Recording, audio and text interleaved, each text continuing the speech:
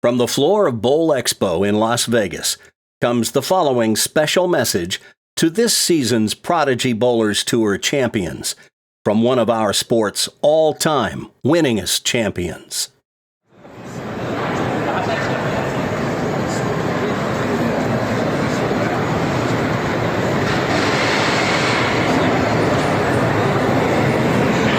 So that's what it looks like the day before Bowl Expo, where all the industry comes together to showcase their newest improved products and their inventions. The same ones that you and I use every time we go bowling. It's great. Tomorrow, a madhouse in here. But today, you got the second annual Tournament of Champions, which all of you have won a spot just to be here. You're all winners as we speak. Job well done. But today, there'll be a special winner. The winner of the signed Coveted Trophy Pin. Everybody wants it. Only one can win. The most important part here, though, is bowling is a game. It's fun. And the more fun you have at it, typically, the more chances you have to win the pin. So from Las Vegas, Nevada, I'm Norm Duke, saying to you congratulations, first of all, for being here. Good luck. And I hope all of you have the time of your life today. She needs 7 pins to put this one away and put her name on the Coveted Trophy Pin in her first attempt on Prodigy Bowlers Tour.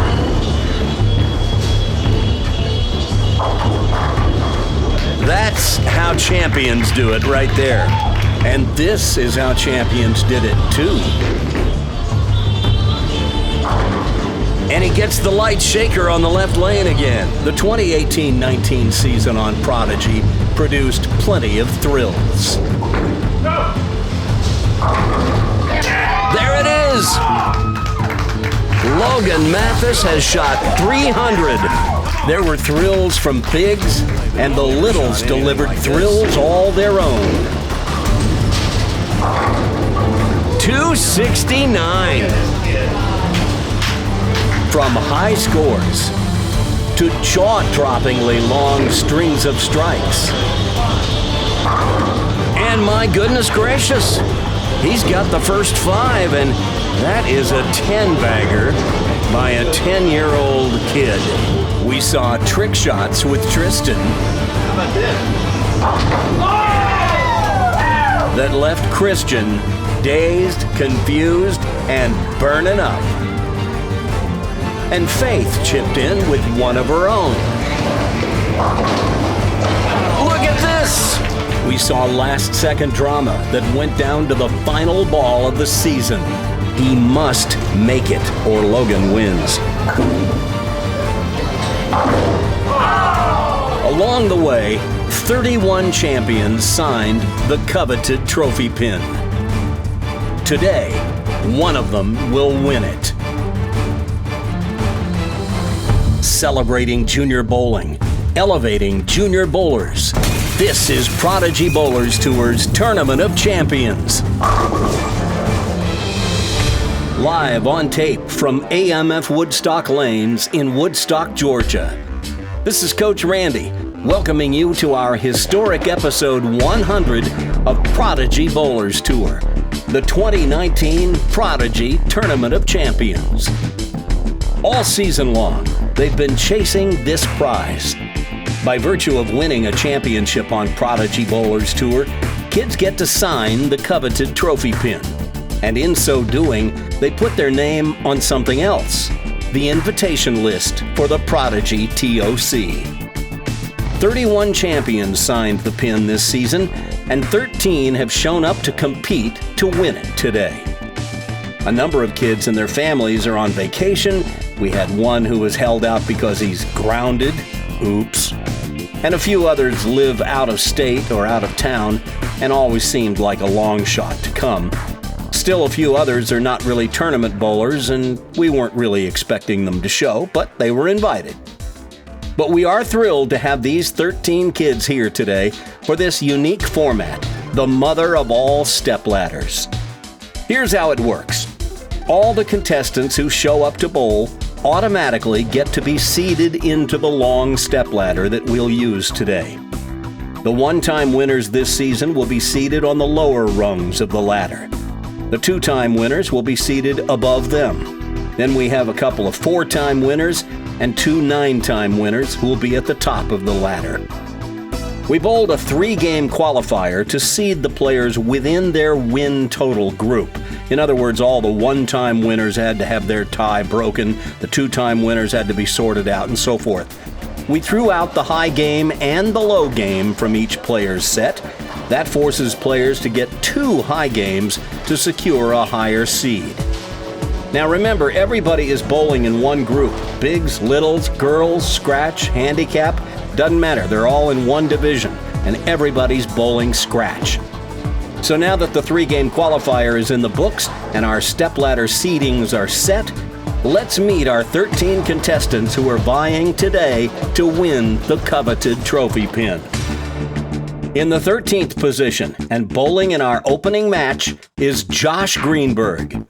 Josh's single win on Prodigy this season came in our Roswell Junior Varsity League Team Championship. He'll face our 12th-ranked player, Christopher Nathanson. This young fellow is the only southpaw in our field today. His win on Prodigy came in the best ball doubles event, where he threw the shutout ball. The winner of that opening match will advance to face our 11th-ranked player, John Schlitch. John captured his only title on Prodigy this year when he won the Roswell All-Star Varsity TOC at the end of our league season back in May. And in the process, he captured a $900 Smart Scholarship Award. The winner of that match will move on to face Gilbert Kang, our 10th-ranked player. Gilbert also got to the TOC today on the strength of a team victory when he was on the winning team of our Atlanta Team Showdown. The winner of that match will face the 9 seed, who is the highest seeded player among our one-time winners, Amanda Hicks. Another player who benefited from a team competition, Amanda was on the winning team at our triple team takedown. The winner of that match will climb the ladder to face the lowest seeded two-time winner, and that player is 8 seed Faith Roper. Faith's 2 wins came in the Littles division at our Ooh La La episode back in September, and in the handicap division on our From Paris to LA episode. The winner of that match will climb the ladder to face our number 7 qualifier, Jorge Seda. Jorge was part of 2 winning teams this season. He and his partner won the Thanksgiving Turkey Shootout, and he returned to be part of the winning team in our Roswell Junior Varsity League. The winner of that match will face our 6th-ranked qualifier, Charles Bostic. Charlie's victories came on our On the Boardwalk episode last fall, and in the Bigs division on Taco Saturday during the winter. Charlie won our first coveted trophy pin at the end of the 2016-17 season. The winner of that match will face the number 5 qualifier and our highest-seeded 2-time winner, Emily Reddig. Emily has never done anything but finish first on Prodigy. She's won the only 2 times she's bowled with us. In the scratch division on our Turn the Page show, and again 2 weeks ago when we went back to the future in Jefferson, Georgia, she won the single ball elimination event. The winner of that match will face the number 4 qualifier and the lower seed among our 2 4-time winners in the field today, Brandon Caraviti. Brandon was part of the winning team on the triple team takedown, in the handicap division on the December beatdown, in the handicap division on our Turn the Page episode, and again on a doubles event, the Baker Dozen. The winner of that match will face our number 3 qualifier and the higher seed among our 4-time winners, Big Logan Mathis. Logan finally broke through for his first singles win when he won our Trick or Treat As Easy as 1, 2, 3 Spooktacular. He was part of the winning team of the Atlanta Team Showdown. He won on our first ever Prodigy 2x2 when he shot that 300 game. And his 4th win came in Jefferson, Georgia a couple of weeks ago when we went back to the future. The winner of that match will face the lower of our two 9-time winners, Hunter Moffett. I won't name all 9 of his titles here. You can read them for yourself from this list. But this little guy has proven himself worthy to do battle with the big kids. Hard to believe he's still 11, as he has continued to give the big kids fits whenever they've had to spot him pins. But today, Hunter's gonna have to take him down all on his own without the benefit of any handicap. And the winner of that match will bowl for the championship and the coveted trophy pin today against our higher-ranked 9-time winner and our top seed, Nick Dissinger. For a while this season, it seemed like Nick could pretty much win at will. He'd win one week and then spend the next Saturday at his job as a manager at McDonald's. Then he'd come back and win the next time we'd see him on Prodigy. But his schedule got a little busier at the end of the season, and it allowed Hunter to catch him in wins. Still, Nick dominated in the bigs all season, and today he's one 2-game match away from claiming the coveted trophy pin, which already has his name scrawled all over it. And that's our field today on Prodigy Bowlers Tour. Now, 2 things you need to know. First, if we bowled 10-frame games in all these stepladder matches, we'd be here till midnight, so we're going to shorten many of the matches. When the 1-time winners are competing, they'll bowl 2-frame, 9th and 10th frame style mini matches. Then, when we get to the 2-time winners, we'll bowl 5-frame half matches. And when we arrive at the 4-time winners on up, we'll bowl full 10-frame matches until we arrive at the championship match. And that will be a Prodigy 2x2 match. In other words, it'll consist of 2 games. You win both games, you win the match. If the 2 players split the 2 games, we immediately segue to a 9th and 10th style roll-off. And if they remain tied after that, we move to a single ball elimination roll-off until the tie is broken and a winner is decided. And the other thing you need to know before we start is that they're bowling on perhaps the most demanding of all oil patterns, Kegel's red square. This is a perfectly flat oil pattern, 1-to-1 all the way across the lane. With no buildup of oil in the center of the lane, the ball is going where you throw it, and you won't get any help from the oil pattern. Red square is 40 feet in length with a total volume of a little over 25 milliliters of oil, which puts it right in the average range. They won't have any problems getting the ball to hook. The challenge they'll face today is simply that they must be very accurate and precise because the oil is not going to give them any room to miss. So with all that said, let's raise the curtain and get the Mother of All Stepladders underway. We begin with match 1 between our 13th qualifier Josh Greenberg and our number 12 qualifier Christopher Nathanson. I know Josh was thrilled when his team won the league championship because that made him eligible for this event. And Christopher's dad told me this is all Christopher has been talking about for the last couple of weeks. So I think everybody is appropriately hyped, psyched, pumped, and ready to rock and roll.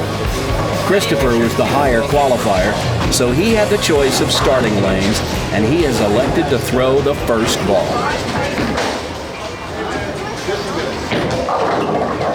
And he made it a good one as he catches a light shaker to get things underway. We'll take another look at it.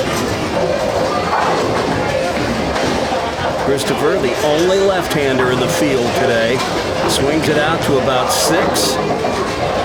Gets it in the light pocket, and down they go. Now our 13 seed, Josh.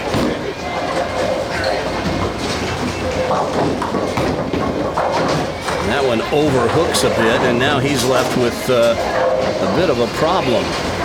The 1-2-5-10. Now, this can actually be made. You shoot it like a washout and hope to get the 2 to slide back and get the 5. It's very similar in the way you shoot it to a 2-4-8-10.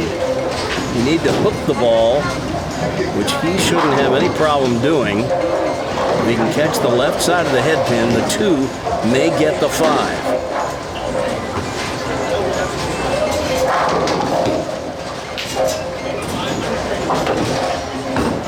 Oh, looks like he tried to throw a backup. That's another way to go at it. That's not a bad play. It's just he missed to the right. So now Josh will move over to the left lane. Thing about these mini matches, these 2-frame 9th and 10th style matches, you don't have time to recover from an error.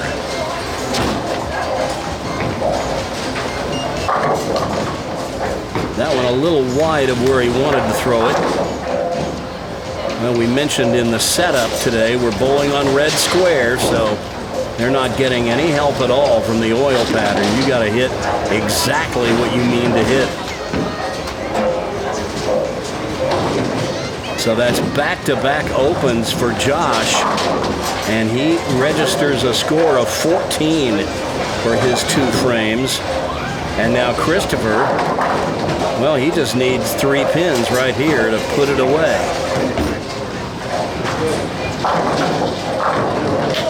And he says, I'm just going to take all 10, thanks. 2 balls, 2 strikes. And he's all smiles. Watch this one. Gives it the big axis rotation. It'll make the big right turn. And he gets the swisher and gives it a fist pump. One more. Now that one never quite got into a roll. So it deflects and he leaves the 5, 6, 10, but it doesn't matter. He's already won this opening match. And Christopher is going to be moving on to our next match. And Josh Greenberg, the 12-year-old who bowls with us at Bolero Roswell, he's going to have to be satisfied with a 13th place finish in his first Prodigy Tournament of Champions. But as it is, we're moving on. Match 2 is now underway. As our 12 seed, Christopher Nathanson, faces our 11 seed, John Schlitch. You see the progress we've made up the step ladder. Our first winner is on the board, and now he will face John Schlitch, who won our All-Star Varsity Tournament of Champions and a $900 scholarship. But his opening toss goes wide left, and now he's left a problem. The 1, 3, 6, 8. Best way to shoot it is from the left side with a straight ball. Try to catch the left side of the head pin. Well, he had the right idea, but didn't throw it quite straight enough. Ball hooked by the head pin, so he's open in the first.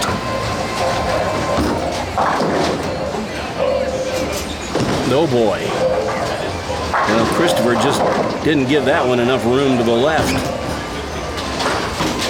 This 11-year-old bowls league over at Cherokee Lanes in Canton, Georgia.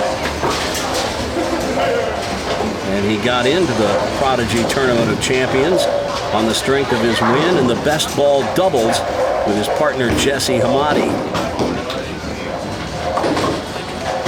Jesse was unable to bowl with us today. And Christopher off to a slow start with just 1 pin in the first frame. The good news is his opponent, John, opened as well, so only a 6-pin separation between these 2 players so far.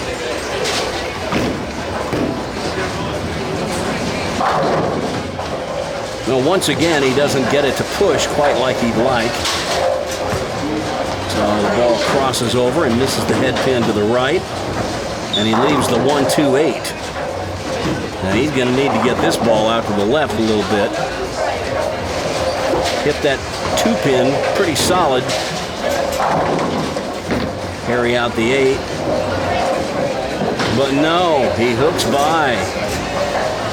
And that's going to be trouble. So a total of 8 in 2 frames for Christopher. John, with 7 in his first frame, only needs 2 pins. And you see Christopher already taking his bowling ball off the rack. He knows what's up. There's a 6 count for John. Not ideal, but good enough in this circumstance. So John Schlitz is going to move on.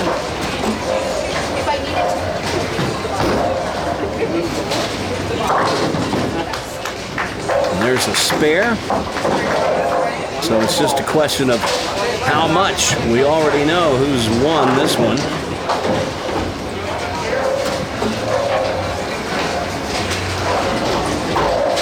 John with a possible 27 if he throws a strike here on the fill ball.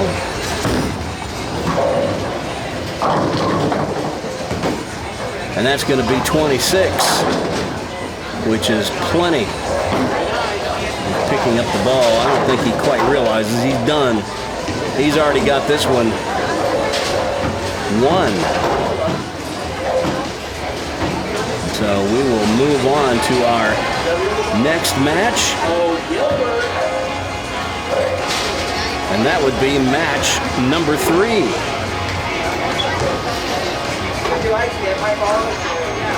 And this time John Schlitz will face our 10th place qualifier, Gilbert Kang, who bowls over at Bolero Lilburn. As you see, we are already halfway through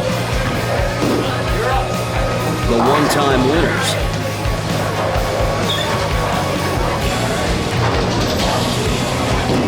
Gilbert, with a choice of starting lanes, is elected to let John lead off.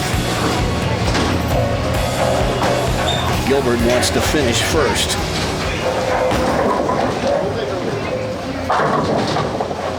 John, he don't care. He just trips the 4 and says, "I'll take that strike, thanks." Playing a pretty tight line, a little extra speed. Just enough to hold pocket. All right, Gilbert. We've seen this kid's game grow and get better and better in the last couple of years. And that's the kind of shot he's throwing more and more these days. Rips the rack to start. Kind of thought he might win his division at the GYBT Tournament of Champions, but kind of fell off the second day, but he was in command of the tournament through most of Saturday. Both players with a strike to start. That one overhooks a bit. He leaves the 6-9. He'll go with his plastic ball to shoot cross lane at the spare.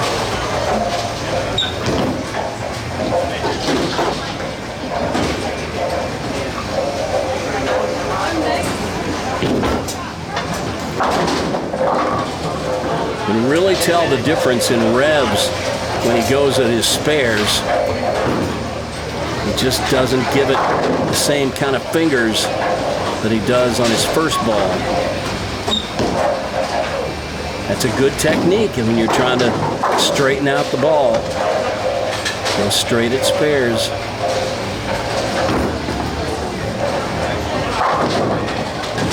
Crosses over, gets 9, so that's a total of 39. That means John's going to either need a strike on his first ball on the 10th or spare strike to win by 1. He needs to fill 20 to win.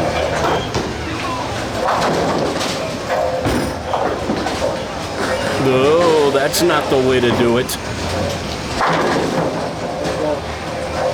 So John drops one in the moat to begin his what amounts to a 10th frame. And now he can still get this done. He's got to make the spare. If he doesn't spare, Gilbert wins.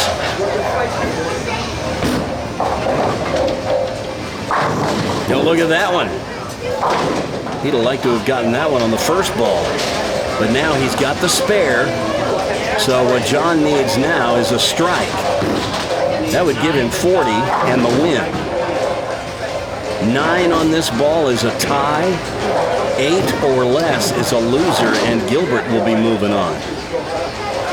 John's looking for a strike right here.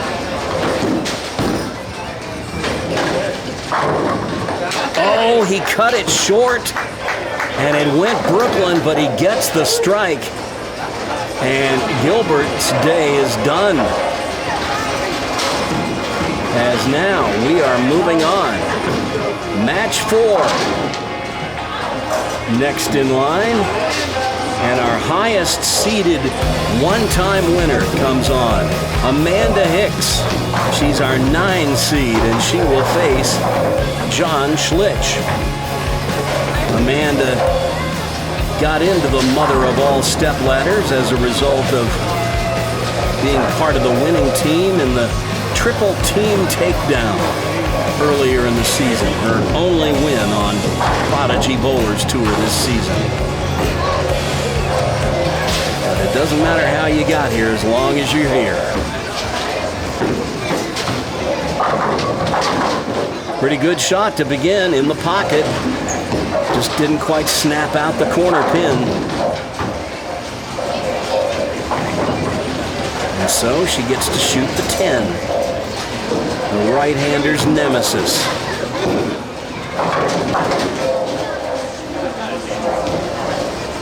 She moves to the extreme left side of the lane. Oh, and she throws it wide and into the gutter, and so an open frame to start. And so Amanda hands a quick advantage to John. Now remember, they're bowling on red square, which is flat all the way across the lane. So nothing comes easy.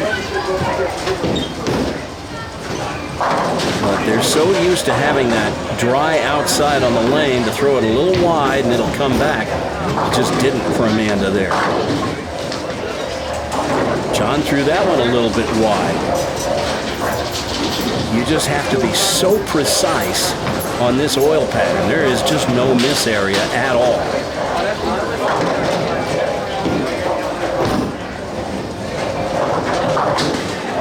As you see there, John's ball hooks by. That's plastic ball. And it's still hooked a little bit. He is 8 out, so both players exchange opens in the first frame, or what amounts to a 9th frame. These 2-frame matches, effectively like bowling in the 9th and 10th. There's John with a light shaker to open his final frame here. He can't shut Amanda out, but he can put some heat on her. Hits the light pocket, gets the wall shot.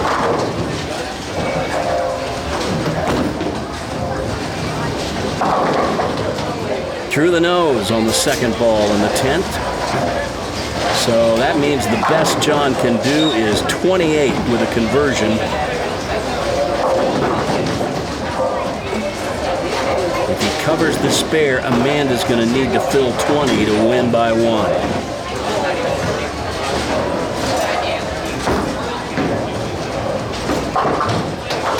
And that's exactly what it comes down to. John with a score of 28. So Amanda will need strike spare or spare strike to win by 1. Of course, if she'd like to go strike strike, that'll work too. But she needs 2 marks.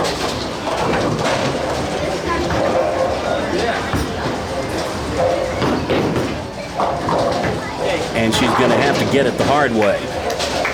She pulls the first shot and gets 3 off the left side of the rack. So he doesn't lose any pins in count. She wasn't working on a spare or a double. But she's got to make this. Anything less and John wins. Oh man, she would have liked that on the first ball. But that's a spare. So it's going to come down to one final ball. Let's watch that spare again. Boy, she put this one right in the pocket.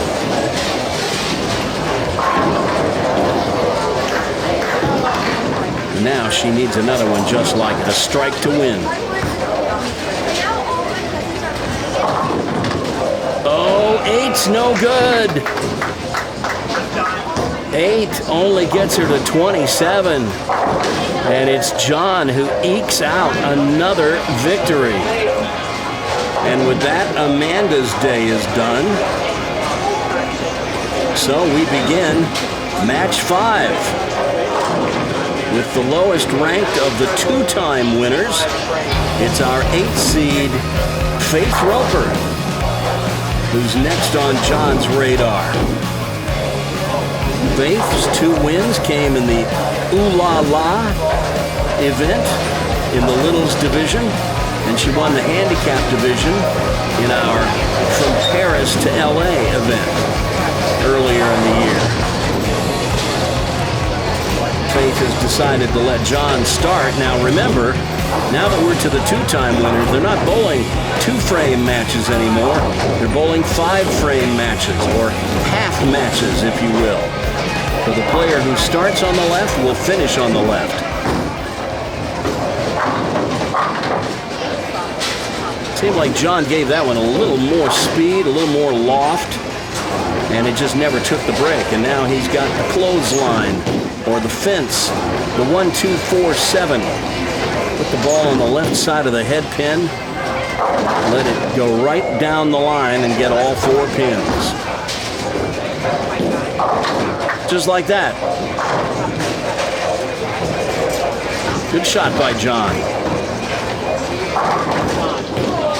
Now he's a little confused. John's not used to bowling PBA style or match play style, where the first player throws 1 frame on the left and then you go right left the rest of the way. This is all new to him.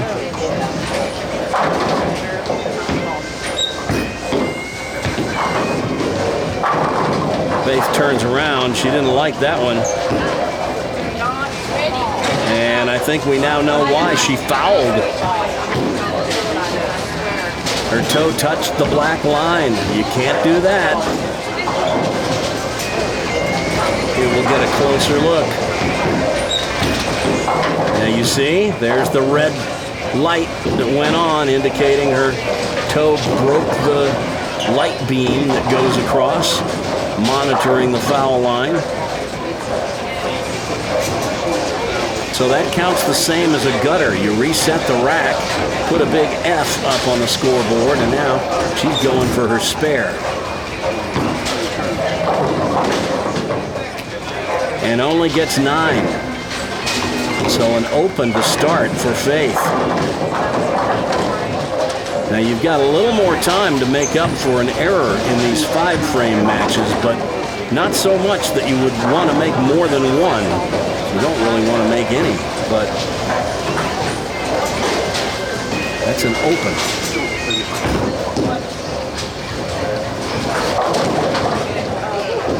And that ball broke sharply at the end. Faith giving it a little extra fingers at the bottom than we've seen her do in the past. It seemed a little grabby to me, but definitely gives her a little bit more on the ball. Now she's got the 7. This could have been worse. Get up. Well, 9 out again, and that's an unforced error. So John with a 22-pin lead, and he's hardly done anything so far this match. He's not sure if he's up on the right lane, but he is.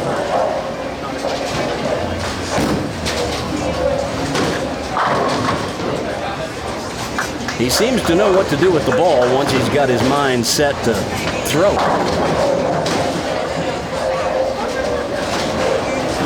What's this one again? This is as good a strike as you'll see. Up to about 7 or 8 at the break point, and boom.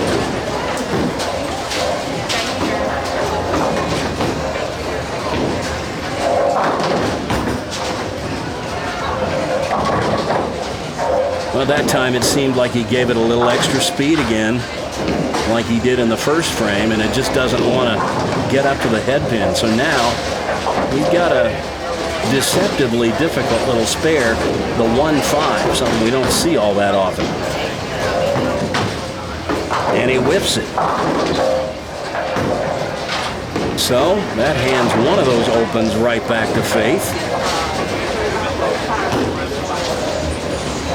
But now she would like to stop the bleeding here and maybe catch a double here in the third and fourth.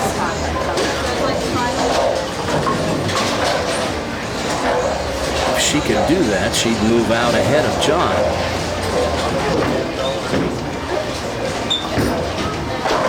That's smoother. Ooh, the light shaker takes everything out but the 7. So she'll have a little more work to do this frame.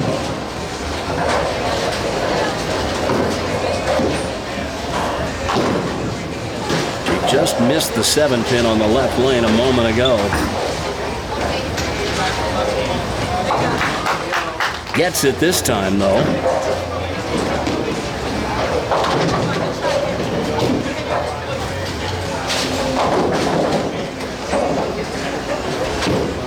When strikes are not plentiful, you've got to make your spares. And that is usually the case in youth tournaments whenever they're bowling on a sports shot.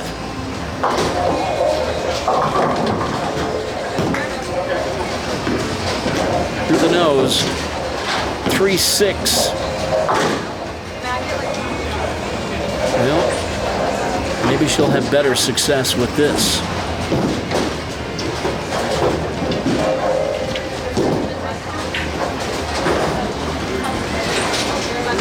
She appeared to be getting some counsel from, I'm assuming that's her dad. Uh-oh.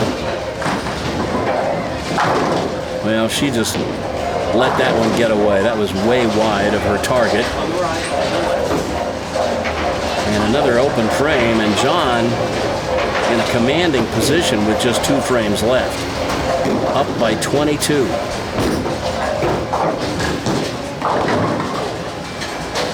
But now he leaves a tricky one. The 3-9-10.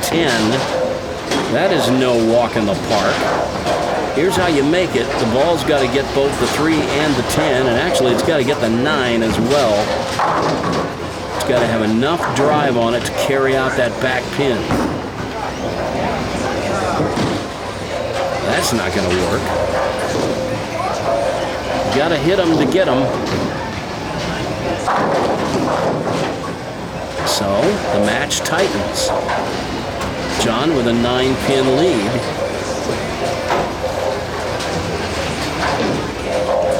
He'll need a double to shut out Faith.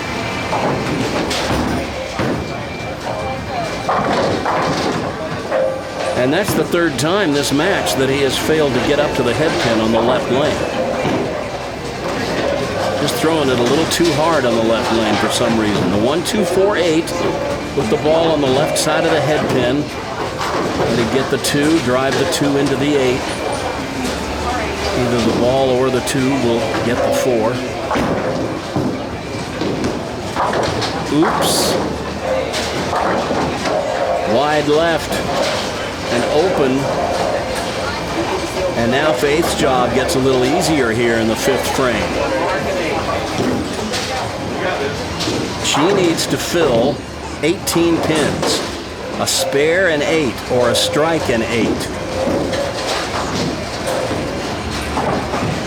to win by 1.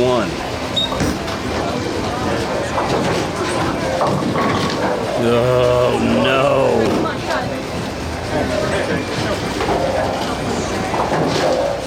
Fine time for a washout, he said facetiously. The 1-2-4-10, put the ball on the left side of the head pin, throw that 1 pin over into the 10. The ball will get the 2 and the 4. Couple of ways to go at it from the left side. I like to move my feet 7 boards right and throw it at my strike target. She turns around. She hated it. She knew it was left. And with that open, she hands the match to John. So Faith is through. And now we move to match 6. Next up is Jorge Seda. Jorge is our 7th seed. You saw him a couple of times on Prodigy this year. He won our Thanksgiving turkey shootout with his partner Joseph Ruth. And his team won the league championship in the Roswell Junior Varsity. Jorge's going to lead off. That ball doesn't quite get up to the head pin as he leaves the 1-2-4. Now, you're going to notice, probably as I have, that the ball is kind of falling off of Jorge's hand. And I got to tell you, that is not normal. And I would have to presume that there's a fit issue. Watch this. It just drops off his hand. It's got a pretty nice swing that's right on plane the way you would want. So he keeps it on line. And you know, as I have often said, the swing is the thing in bowling. And if you've got a golden arm swing that keeps the ball on plane, that'll make up for a lot of mistakes. Jorge, you're not up. It's John's turn. Well, like John, Jorge not familiar with the PBA style or match play style of bowling, and he just bowled out of turn. So nothing more to that than we just reset the pins. Jorge takes a seat, waits for his turn. It's John who's up on the right lane.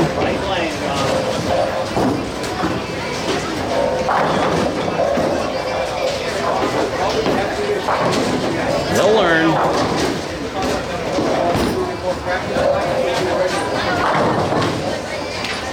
See, John, you just got to point him in the right place, and John will go throw you a good shot. It may not look very conventional, but he seems to get the job done.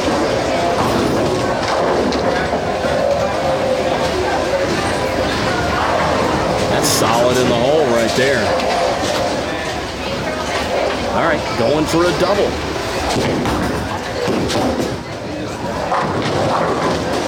Well, there's something about that left lane that the ball just doesn't want to get up. The 1-2-8-10, one of the many varieties of washouts there are. Here's how you make it. Throw the 1 over into the 10. We gave that one a pretty good try, but a little too heavy on the 1 pin, so there's an open frame. Now Jorge asking which lane he's up on.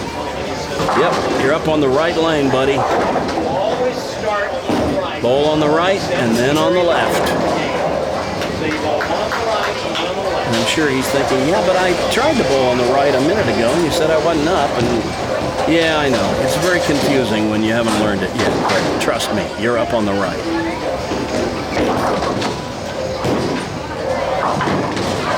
Well, a high hit this time results in a split. A 4-7-10. So unless Jorge has a miracle in him, here's how you make the 4-7-10. Just barely tick the 4 pin on the left. Slide it over into the 10. The ball will get the 7. It's a thing of beauty when it's made. But that ain't how you do it. So an open frame for Jorge. And the two players have exchanged opens.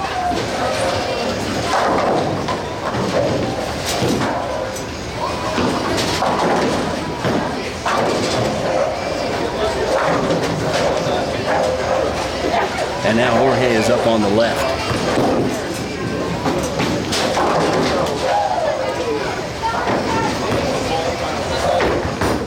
My goodness. Well, that dropping of the ball could be the result of a couple of things. Now, what I usually see with kids, and boy, this is so common. I wish I had $1 for every time I've seen this. These kids, they grow in spurts, and you think you've got a ball that fits their hand, but you look up 6 months later, and their span is a ½ an inch too short.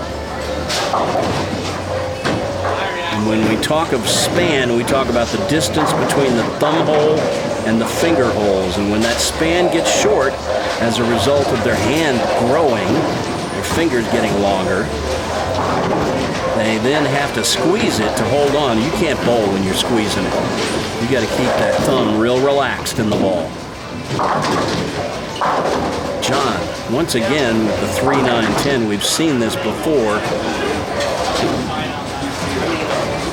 Got to put the ball on the right side of the 3, have it deflect into the 10, and have enough stuff on it to drive through and get the 9. It's a very tricky little split.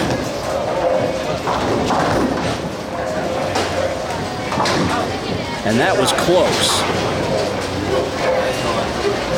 But that's the reason I don't recommend using a plastic ball to shoot at that spare, because you need enough back end with the ball to drive through and get the sleeper 9. Still, John with a 6-pin lead, 2 frames left. Uh-oh. Well, can't throw it over there. Got to keep that ball off the gray board.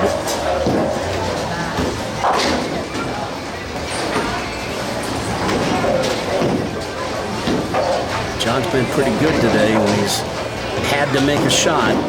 He needs one right here.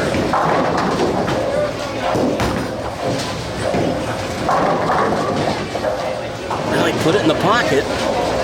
Just didn't quite get the trip 4. So that's 9 out, and with that open frame, Jorge takes the lead sitting on the bench.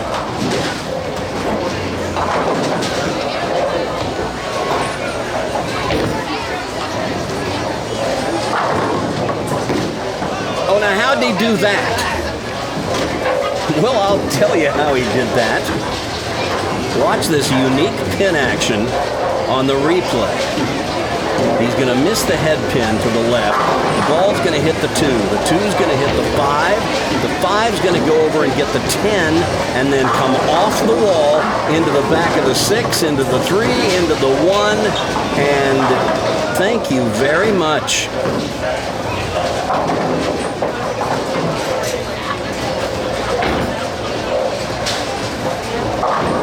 And then he carries a jersey squasher. And with that strike, Jorge puts himself in the driver's seat here in the final frame of this match. Doesn't get much fingers on it because of the way his hand slips out of the ball, but that straight swing keeps the ball pretty much on line.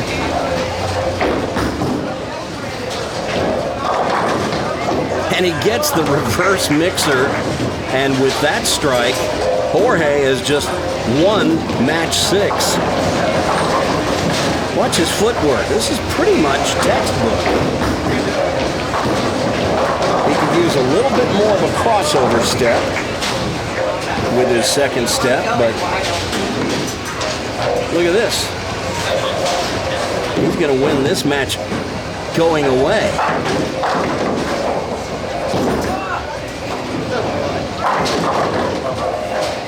All right, a 5 count on the last ball. It doesn't matter. He's already got this one salted away. And John's day is done once he finishes out his final frame. But John has made the biggest move up the stepladder thus far. He won 4 matches before running into Jorge. And he will just go through the formality of finishing out here to get a final score. Ball cuts through the nose, leaves the 3. So a possible 66 with a spare strike finish.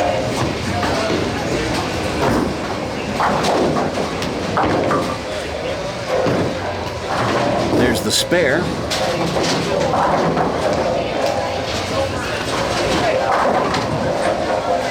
Now John has moved over to the left lane. He really doesn't understand this whole PBA style match play bowling at all.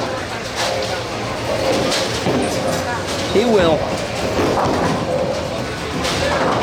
A strike for 66. There you go. So a solid finish. But John's day is now done as Jorge will be moving on. And we'll be moving on to match number 7. And look who's coming on now. It is none other than Charles Bostic. Charlie, who won our first Coveted Trophy Pin 2 years ago. And you see we're just about halfway through the stepladder now.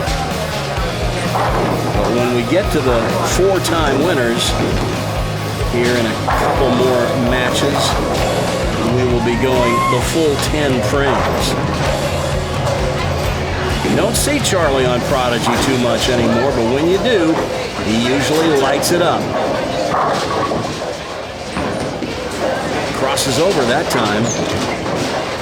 Leaves the 6. Charlie's 2 wins this year on Prodigy. On the boardwalk. And he won the Bigs division on Taco Saturday. Charlie is 16, will turn 17. Right on the deadline for the new bowling season.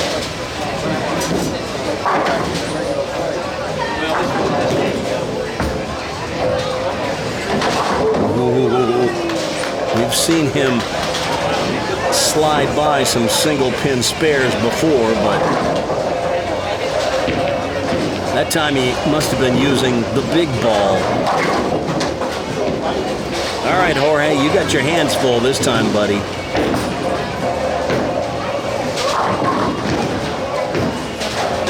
Nine and a wiggle is all you're going to get this time, though. That's okay. 5 pins right in the middle of the lane. Should pose no problem.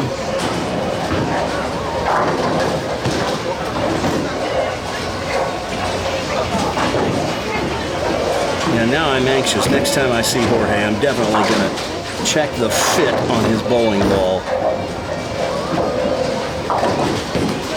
The other thing that could cause a consistent dropping of the ball could be just a miss drill where they just put too much reverse pitch in the thumb hole, or maybe the thumb hole's too big, or maybe they beveled it too much at the top. And you know, a properly fit ball is going to hold on to you.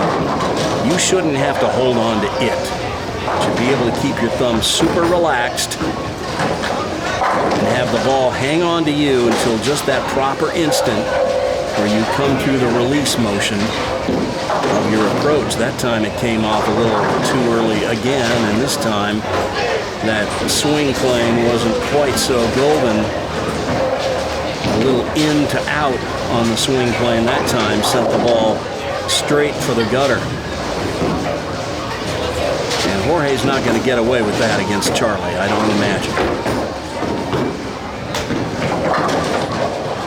Pretty good recovery, though. That could have been a spare. But instead, it's an open, and with the 0 count on his first ball, Jorge loses a ton of count, and now Charlie 21 pins ahead in the second. And that's the kind of action we would expect to see from Charlie. In that half pocket and just shreds the rack. Watch this. To some, this looks like a lucky strike, but it is anything but. It's in that half pocket, and that ball has so much power on it, it just sends the 5 ripping over toward the 7, and the pins had no chance. Now, almost another one, but this time, the 5 didn't get the 7. He got a messenger. The head pin came back and got the 10 to avoid the disastrous pocket 7-10. But the 7 stubbornly refuses to fall. So Charlie will go cross lane at it.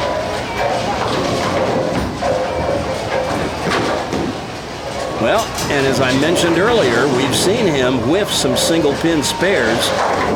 It cost him last season at the GYBT Tournament of Champions when he missed an 8 pin on the right.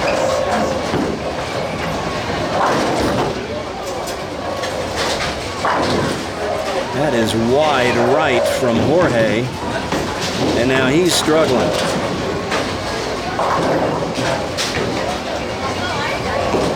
One of the things you give up when you don't have a proper fit is the kind of ball rotation that you're looking for. Get some revs on that ball. Might recover from a shot that's a little wide.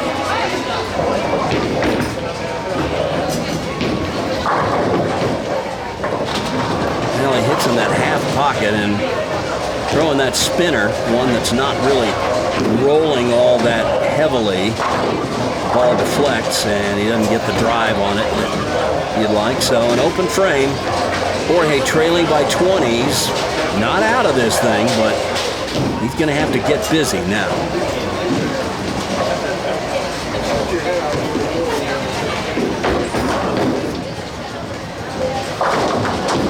Crosses over, misses the head pin left. And so now he's got the 1-3-6.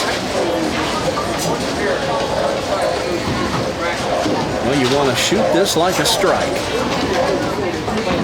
Put the ball right on the 1-3.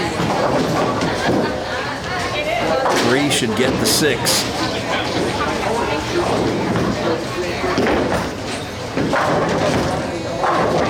Oh, he almost got the backdoor shot, but instead he slides the 1 in front of the 3, and that's another open frame, and Jorge's in trouble now. You just can't give Charlie that kind of opening. He will make you pay.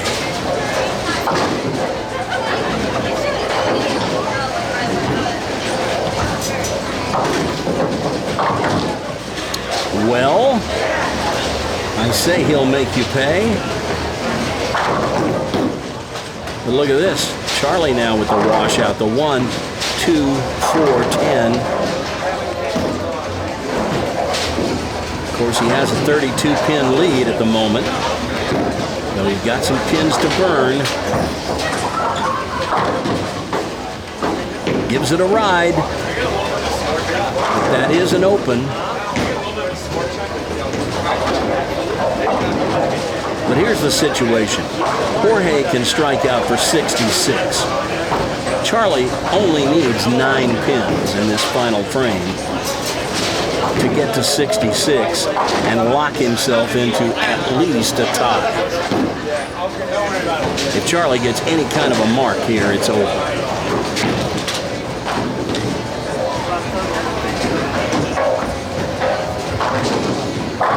And that's any kind of a mark here. So with that powerful strike, Charlie wins match 7.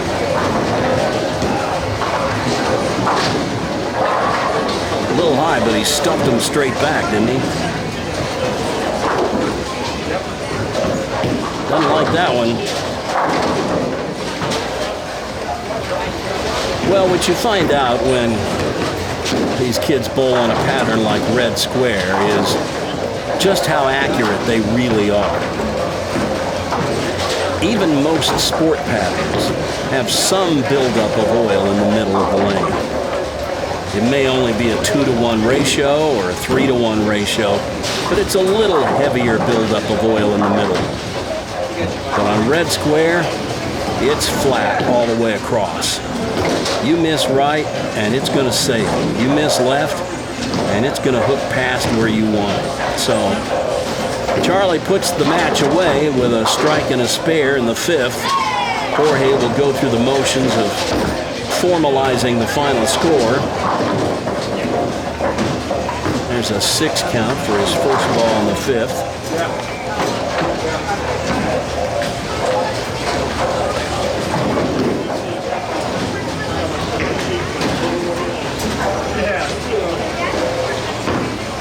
Possible 56 with a spare and a strike. As he goes for the 1-2-3-5. Shoot it like a strike.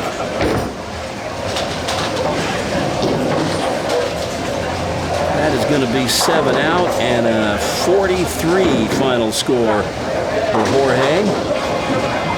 Well, he will have to be content with his 2 wins on Prodigy this season. He's not going to get a 3rd today.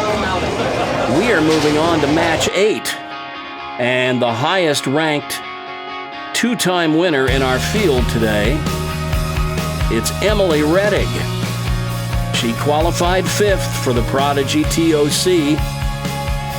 She had the highest qualifying scores in our qualifying round among the 2-time winners. Her 2 wins came in the scratch division at our Turn the Page event, and then she finished off the season with a win at our single ball elimination event at our Back to the Future trip to Jefferson, Georgia.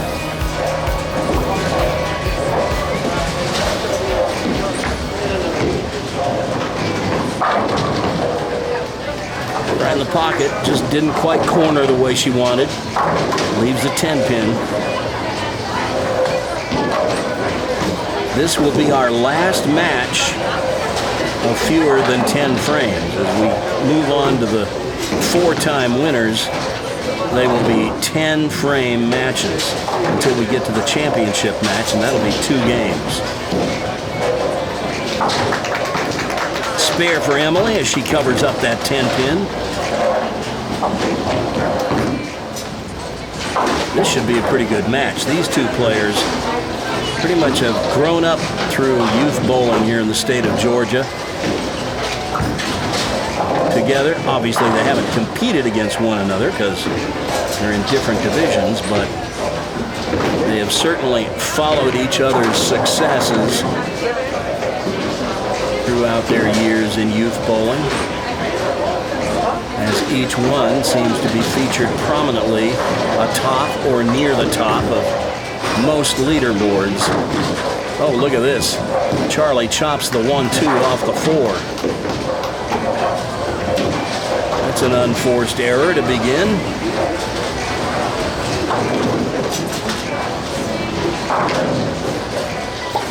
I can promise you this much. Emily is not scared of bowling the boys. She can hold her own.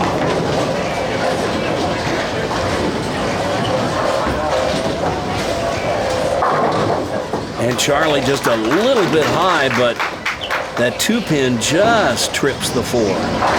Watch it again. Watch the 2-pin. That's the 3rd one from the left. It's going to go to the left wall and just nudge the bottom of the 4-pin and knock it out.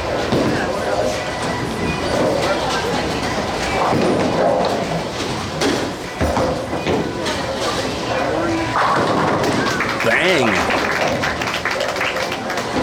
Emily, solid in the pocket on lane 40. Wants this one.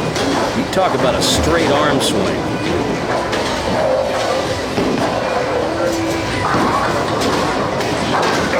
Tell you what, you want to emulate somebody's game? This is a pretty good one to copy right here. Love that swing. Hold that one just a little bit. It bounced out at the top. Didn't come down on the same plane that it went back. That is a pretty common mistake among bowlers. Emily usually really good about keeping that swing in, keeping her elbow close to her body coming down. It's one of the things that makes her such an excellent spare shooter. And she is one of the best.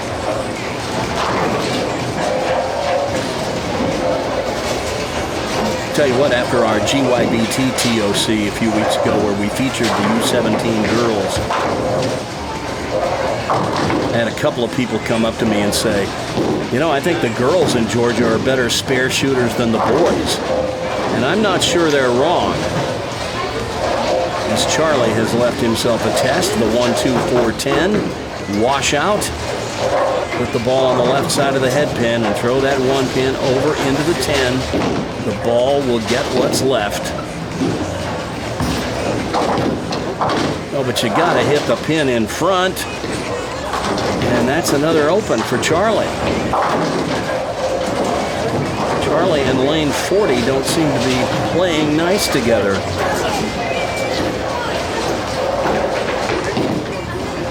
Emily with a big 27-pin lead with just 2 frames left. Charlie's back is to the wall. He seems to like the left lane, though. That's 2 up, 2 strikes.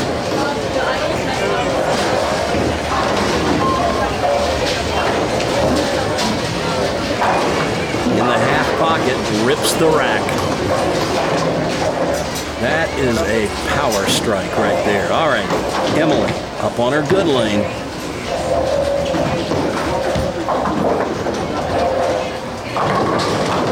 And she shreds the rack.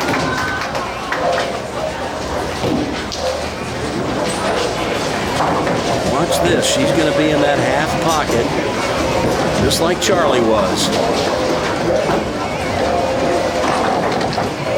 Ball drives through and sends the 5 over into the 4 and 7. That is what we call a ripper. Well, Emily seems to like the right lane. Charlie seems to like the left lane. Neither one of them is finishing on their good lane here, so let's see what happens. Right in the pocket. Leaves another 10 pin. All right, Saturday sideliners, lanes 3 through 10. Your lanes are on for practice. Bowlers on lanes 3 through 10.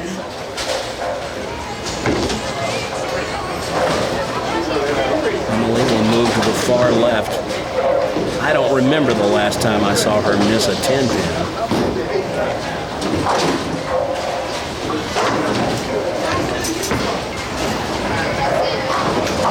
She doesn't miss that one either.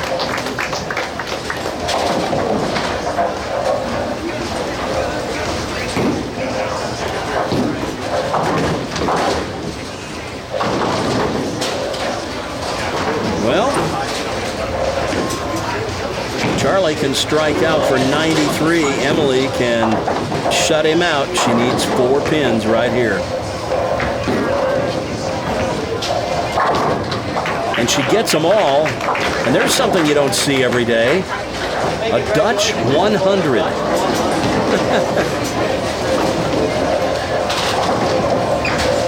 Watch this, just inside the second arrow. Playing pretty direct. Proving that straighter is greater. And once again, Charlie just can't seem to get that ball up to the head pin on the right lane. He's missed it right on all 3 frames in this match.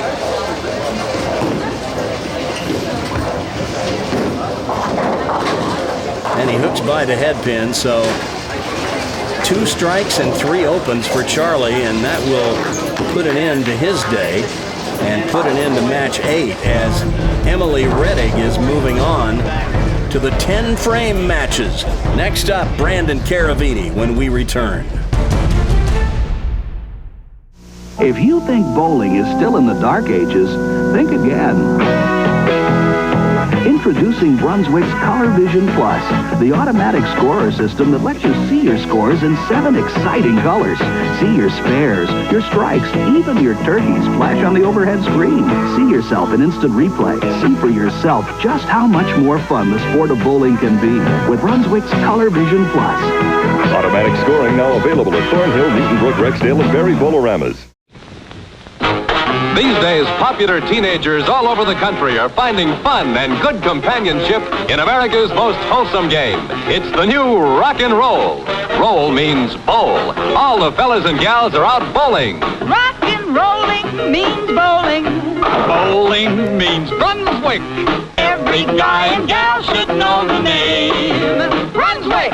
So join the kids and start in bowling. It's the newest rock and rolling.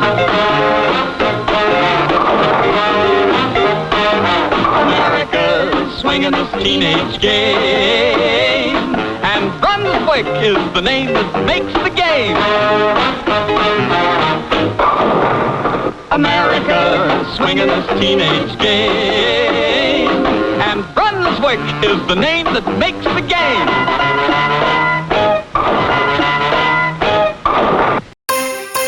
He kicked everybody's butt in the qualifying round. Announcing a Prodigy Bowlers Summer Tour special event. I'll turn it and curve it, try to make it. For littles only.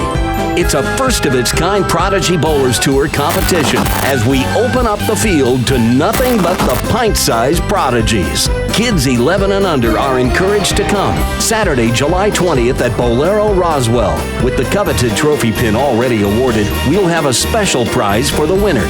It's Prodigy Bowlers Tour's first ever for littles only event. All littles, all the time. And if we get enough in the micro size, we'll break them off into their own division. So if you've got a future star in the making who wants to be on Prodigy Bowlers Tour, this is the event for you. It's the Prodigy Bowlers Summer Tour for littles only special event. Saturday, July 20th. Sign up at 11:30 a.m. Qualifying starts at noon. Entry fee is just $10. Must be 11 or younger to be eligible. Parent or legal guardian must accompany the child. Join us at Bolero Roswell in Roswell, Georgia. Saturday, July 20th. And look who just threw the shutout ball.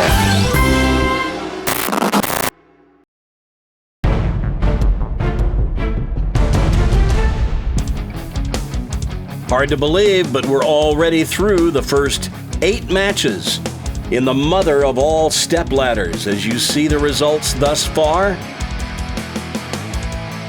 Emily Reddig putting an end to Charles Bostic's day.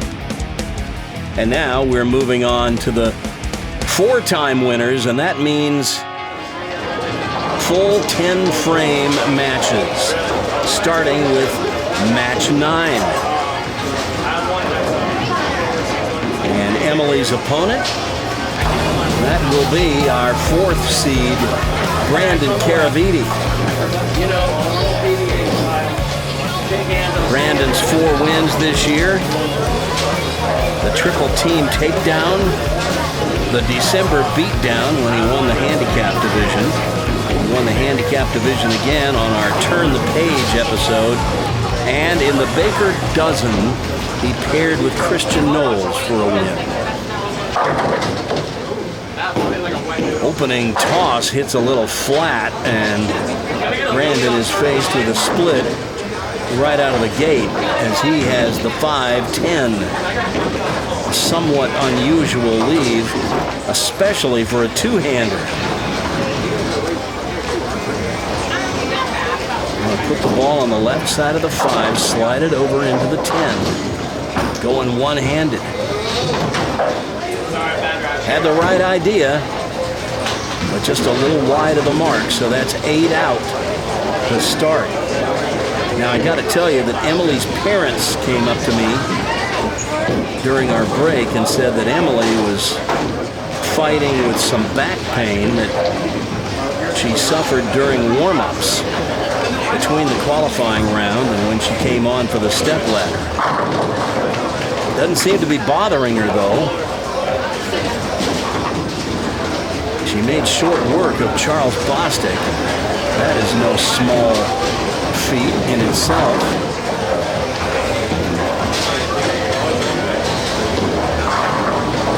Now she begins this match with a powerful strike. So as you see from the score sheet, we are in full 10-frame matches the rest of the way.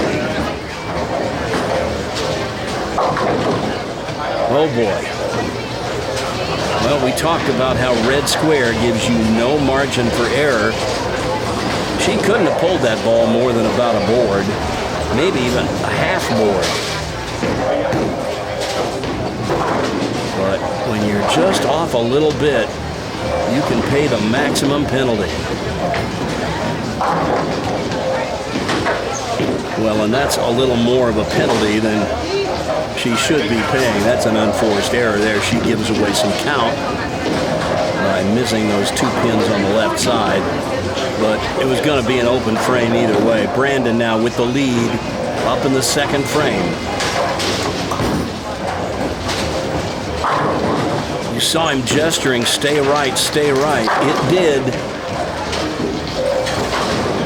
That is quite a gift when you can get your bowling ball to obey your command like that.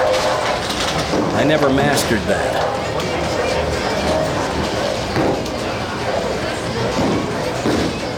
Now he moves over to the left lane.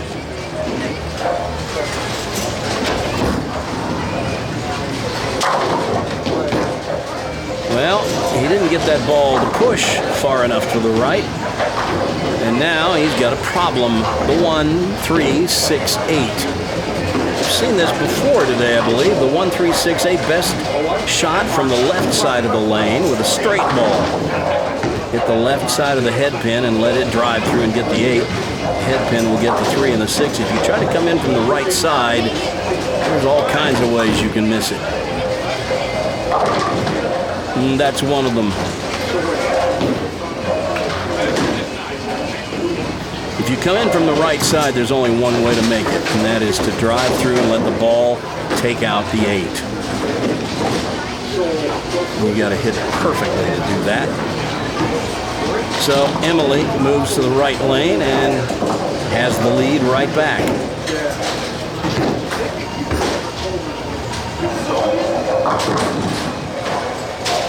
But her magic touch on the right lane seems to have left her now, as she will face the daunting 3-6-9-10. The pros say this is just about the hardest non-split, non-washout spare they face. Got to put the ball on the 3 and the 6. 6 will get the 10, but you got to have enough stuff on the ball so that it drives through and carries out that sleeper 9.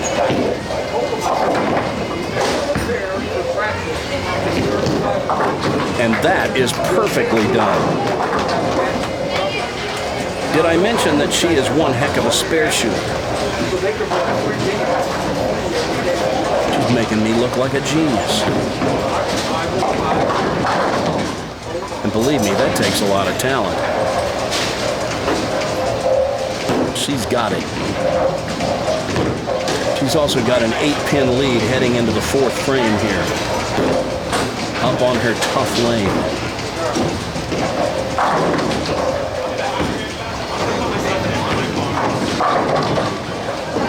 Well, we've seen that result from Emily a few times on lane 39, where she finds the pocket, but the ball just doesn't quite finish hard enough to snap out the 10-pin. But she hasn't had any problem at all converting the 10-pin. And that trend continues.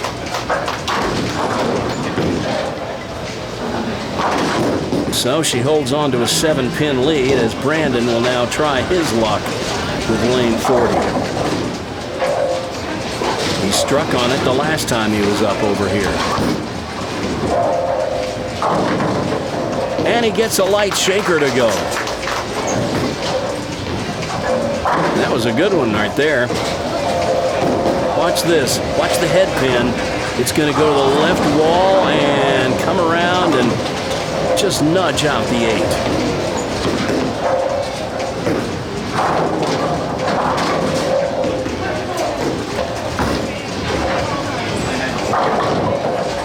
And he is just not getting that ball to push on the left lane. And part of his problem is he's falling off balance. One thing Brandon could work on this summer is keeping his shoulders back and his bottom down. He gets his weight so far forward that he's out over his toes, and you're just not going to stay in balance when that happens. And when you're off balance, you're going to fall off to the right. You lose leverage.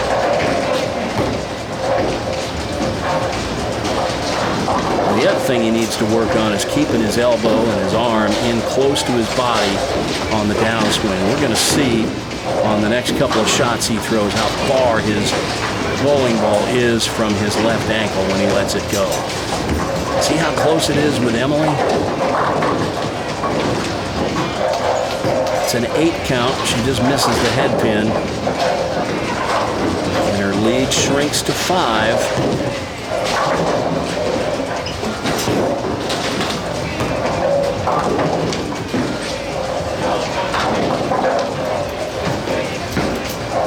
Not sure why she shoots the 1-2 from the left side of the lane. I don't love that tactic, only because when you shoot the 1-2 from the left side of the lane, it tends to widen the gap between the pins. You shoot that from the right side of the lane, it narrows the gap between the 2 pins. You're less likely to pluck the head pin off the 2 pin. Anyway, she made it.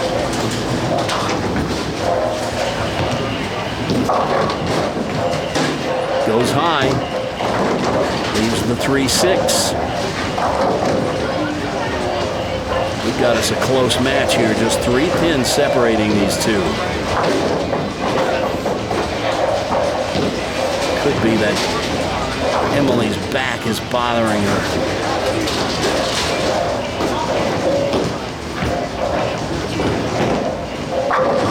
She covers the spare. He's hanging in there.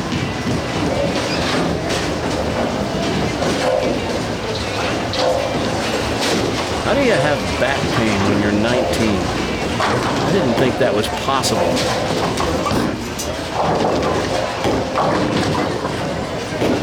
Brandon just tickles the head pin and sends it around the 2, so he's got a single pin spare to shoot. I want you to pay particular attention when he throws at this 2 pin and how far the ball is from his left ankle when he comes through the release area. There's probably a foot separating. And I'm not talking about the foot that he puts his shoe on. I mean like 12 inches.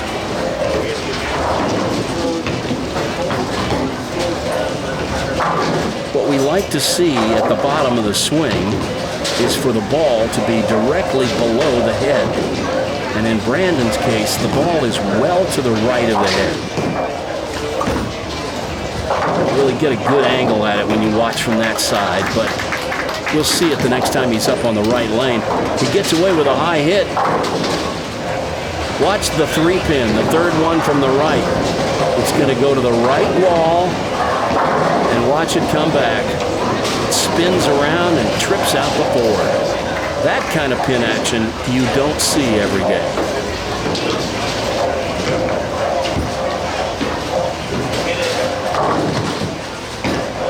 Oh my goodness.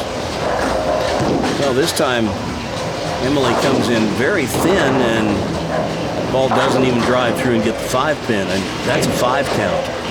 And with that short count, she's just handed Brandon the lead. The 2, 4, 5, 7, 8. Shoot it. like the 2-4-5-8, the bucket. Ball will get the 2-5. 2 will get the 4 and the 7. The ball will drive through and get the 8.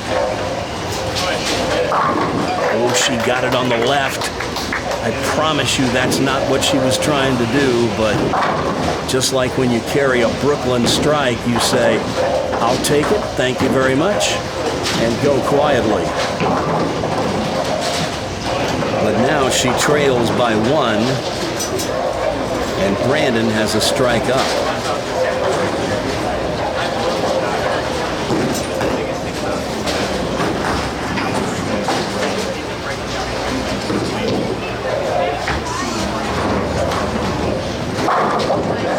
And now Emily has a strike up as well. Tell you what, you get the sense that she hasn't really loved the look she's got this game. She's played a really smart game. She's kept the ball in play, made most of her spares, made all the makeable spares. Look at Brandon carry a light shaker, and that double puts him in the driver's seat. As tough as it's been to string strikes today, that could be huge for Brandon. Watch this. The head pin's going to go to the left wall and mix them up. Now he's got an 11-pin lead.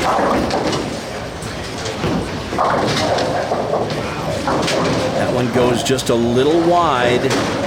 It's good that he broke down the 2-4-5 because with that 9 count, he saves count, and with a conversion, will be up 10 pins.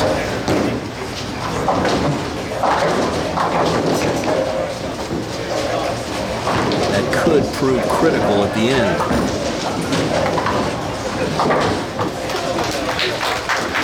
A spare for Brandon. And now Emily licking her chops up on the lane that she had so much success on earlier. If she can get a strike here in the 9th frame, she will even this match.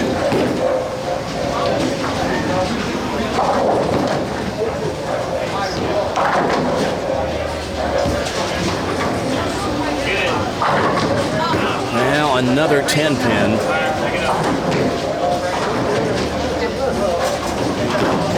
So she's going to have to get it done in the 10th frame. But first things first, don't have any mental letdowns here and let an easy one get away. That would be very uncharacteristic for her. She covers the 10. So now the situation is this. Emily can strike out for 184. Brandon goes strike spare in the 10th, and he gets 184. So we definitely have the possibility of a tie here. But first things first, Emily's got to start striking right now.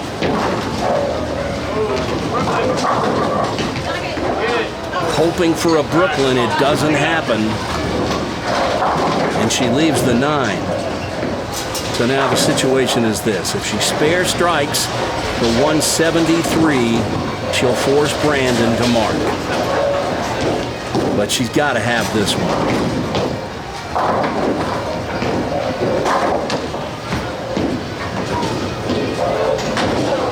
Oh my goodness. I can't believe my eyes.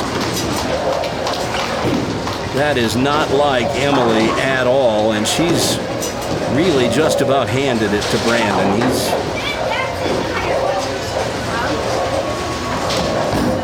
He's going to take this match on a less than great shot, but that 8 count's going to do it. Brandon Caraviti is moving on to match 10.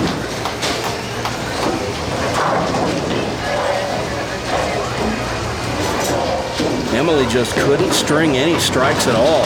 She bowled pretty well this game. She bowled great to convert most of those spares, but the one she missed cost her at the end. And even with that open in the 10th, Brandon got her. And he will face our other 4-time winner, Big Logan Mathis, in match 10 when we return after this. Well, that's it, everybody. Mark 125 for the final man on the Hot Shots team. The Tigers need a big spare to win. It's all up to this batter, Timmy Cole, right now. Here's Cole up at the skittle board, lining up, and... No! A tough break! Now Timmy has that pesky 3-5-7 combination to pick up the spare. Will he play it safe? No, he's going for all three. We'll be back after a closer look at Skittle Bowl. Skittle Bowl is made by Aurora. It's a game of skill that any number can play.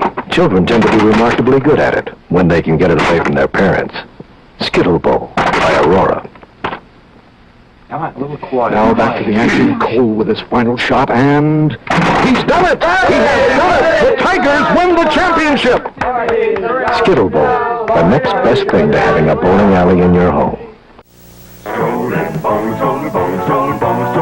Will you open up the gate? There's a little bowling alley right there. You wind up the ball. It's got a little bowling shoes to wear. Strolling, bowling, strolling, bowling, strolling, bowling, strolling, bowling. It's a little bowling ball that walks right down the lane. It's funny. It's strange. This little bowling game. Strolling Bowling is a little portable bowling alley from Tommy.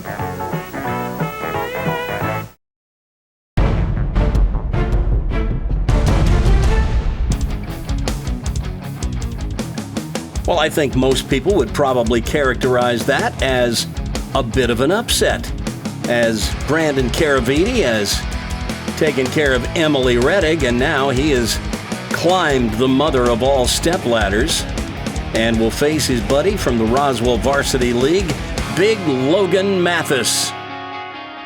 And yes, ladies and gentlemen, it means we are on to match 10 in this extravaganza. As now, Big Logan moves on to the lanes. He's our 3 seed today. And he has been primed and ready for this for a while. And Brandon, you better come correct this game, buddy, because Logan's not going to wait for you. Logan has opted to start. He wants to finish last.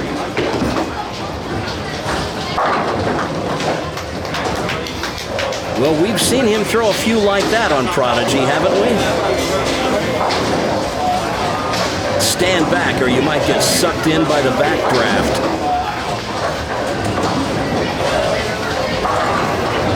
Crunch.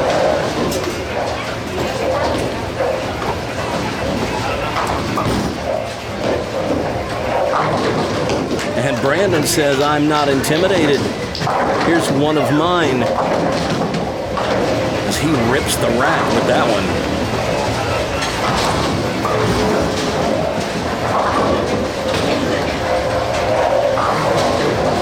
Five pin heads over and just wipes out the 7.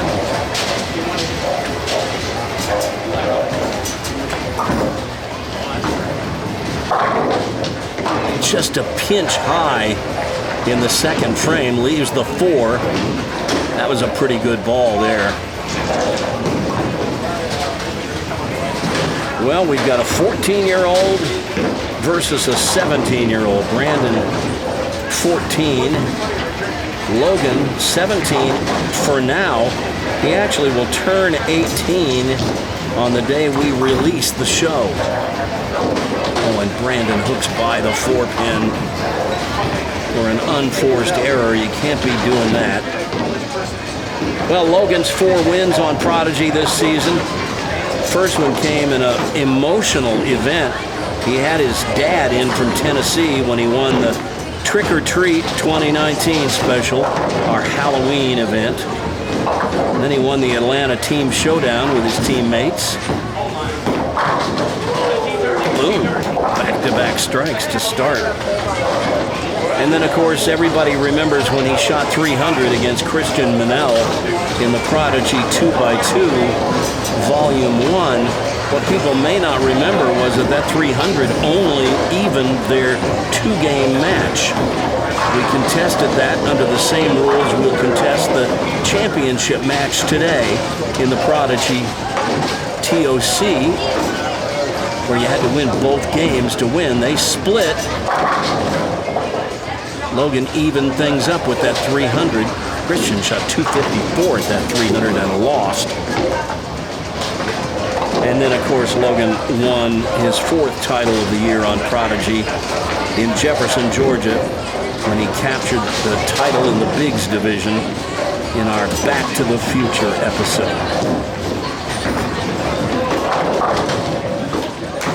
There's a spare. So a couple of strikes, an 8 count, and a spare for Logan to start. And Brandon, you're going to need some strikes this game.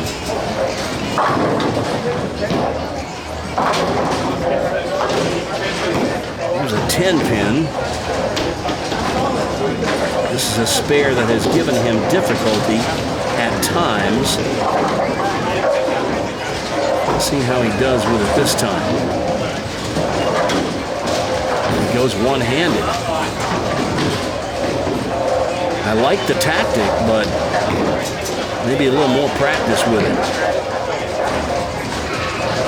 I don't know how much practice Brandon puts in just shooting single pin spares, but most of our tournament bowlers spend a fair amount of time shooting corner pins.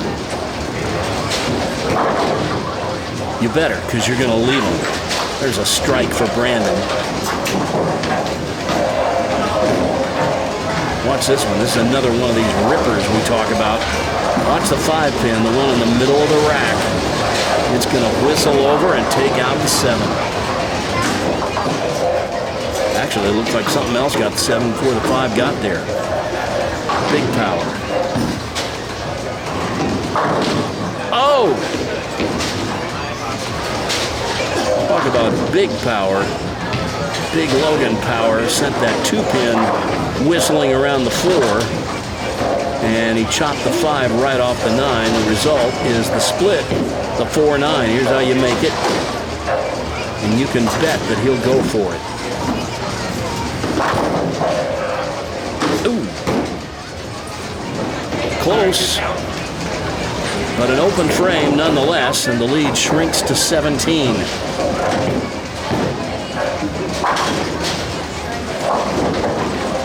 Big Logan grew up in the youth program that Emily Reddick grew up in, the one that her mom ran out at Stars and Strikes in Cumming, Georgia. But then when most of his buddies that were his age aged out, most of them were about a year older than him, Logan came down bowled with us this year. And we were glad to have him. But he is off to college this fall, and I'm sure that the folks at Emmanuel are going to be glad to have him.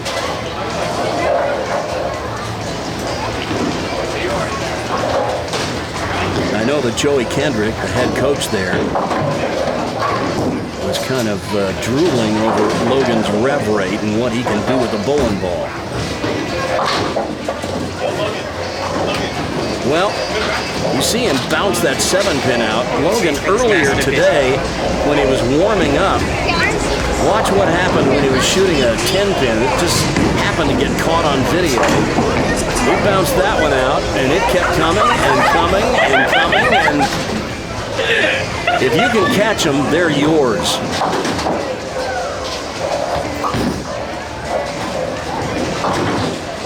Brandon way wide with that one. You just can't miss that much on red square. You can't miss at all on red square, but you miss that much, you are not going to like the result.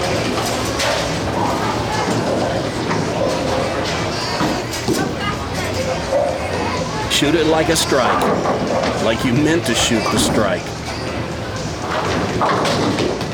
Just a little high, leaves the 4. That's an open.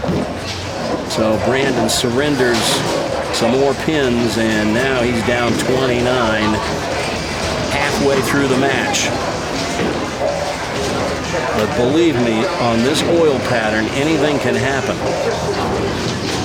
The one thing that is difficult on a really tough oil pattern like this is staging a big comeback. What's far more likely to happen is that your opponent may back up and come back to you. But with some players, you just can't count on that. A player like Emily Reddig, she's just not going to make that many mistakes to come back that far.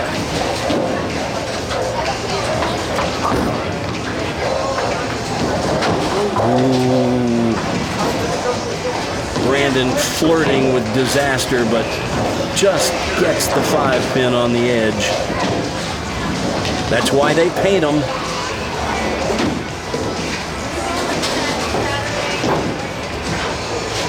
All right, Logan back up on the right lane.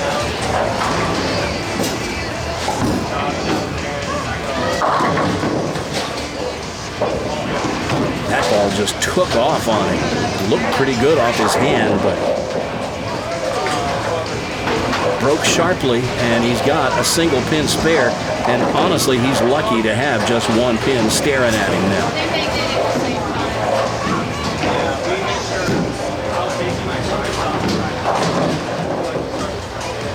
We spoke of Charlie earlier having trouble with single pin spares. Logan's been known to whiff a few too.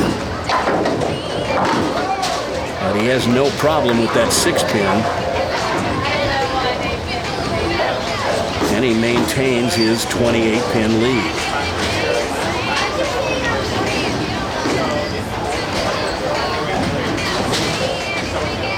Waiting in the wings is our 2-seed, Hunter Moffett.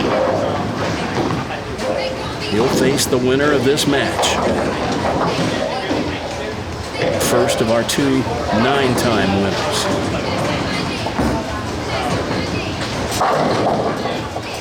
Oh my goodness.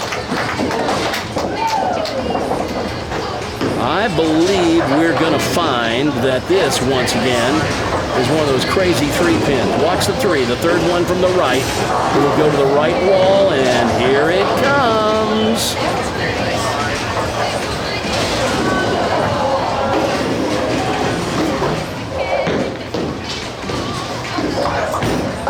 Uh-oh.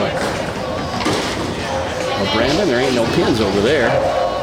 He hangs his head in defeat, trailing by 38 pins and feeling lost. Not usually a formula for success. But let's figure it out here. If he spares here, he can go, let's see, that'd be 95, 20, 50, 85, 185. Still possible. Yeah. It's not a gimme for Logan. But you got to make a spare. Oh my goodness, you can't get one out. So he loses a ton of count. He loses 10 pins in count on the first ball, and then 9 more on the second ball. And well, now he's 57 pins behind, and good luck. That's okay. It was Brandon's first year bowling league with us. He's shown signs of having some potential. There's a Brooklyn strike for the young man. He just got some fundamentals to work out. Now, here's a little secret I bet you didn't know about Brandon Caraviti. He's pretty near a scratch golfer. I kid you not. So he knows about learning fundamentals in sports. If we can ever get his attention long enough to learn them in bowling, he might be something. Oh, what is this? What on earth was that? Well, let's see if we can figure it out. I'm going to bet it was the head pin. Watch the head pin go to the right wall, come back off the wall, and dance around and get both the 5 and the 10. Well, he can tell his grandkids about that one someday.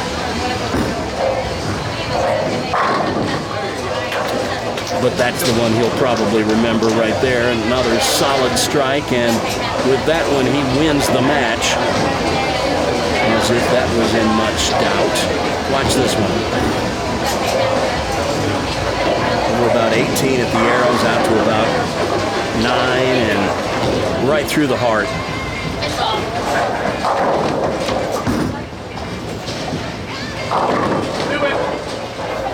Well, Brandon gets all of them except the one in front.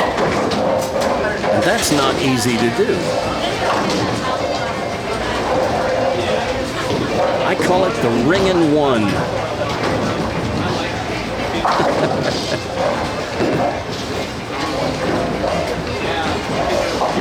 Well, not much you can do but laugh. There's a spare in the 9th for Brandon. He's got a possible 146 with 3 strikes in the 10th. Logan, meanwhile, is licking his chops. He's dispatched this 14-year-old. Now he's got an 11-year-old on deck.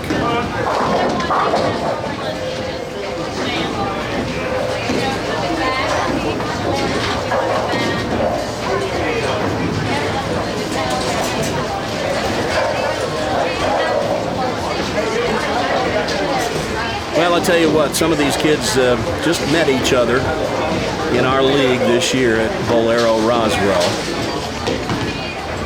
And most of them have become pretty good friends. It's an open to finish for Brandon Caraviti in a 122 game. And I'm sure he will sit back and root on his buddy, Logan Mathis. You're going to get beat. You might as well get beat by the guy who goes on to win, right? Crunch, there's a 4-bagger, and that's something we haven't seen all day today. I think 218 was a high game we had in our qualifying. Gilbert Kang threw that. And I'm pretty sure there were no 4-baggers involved.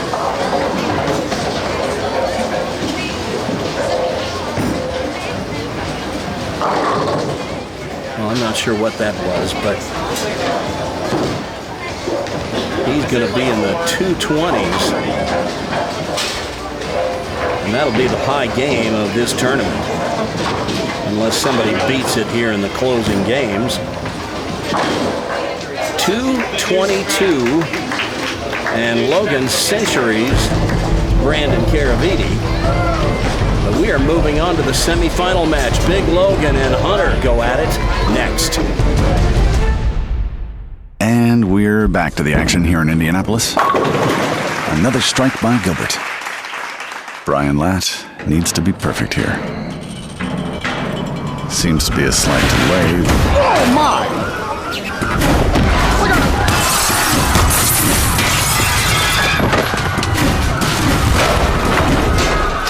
Not the official tools of bowling. The official tools of NASCAR. Craftsman at Sears. Bowling for excitement, bowling just for fun. Bowling for the action when the weekend comes. Shake 'em up, shake 'em up. It's the weekend blast when the lanes are fast. Shake 'em up. We're bowling after dinner, putting on a show. Everyone's a winner, man, you gotta go. Shake 'em up, shake 'em up. Do it day or night, bowling's out of sight. Shake 'em up. Shake up your weekend plans. Get out and bowl wherever you see this sign.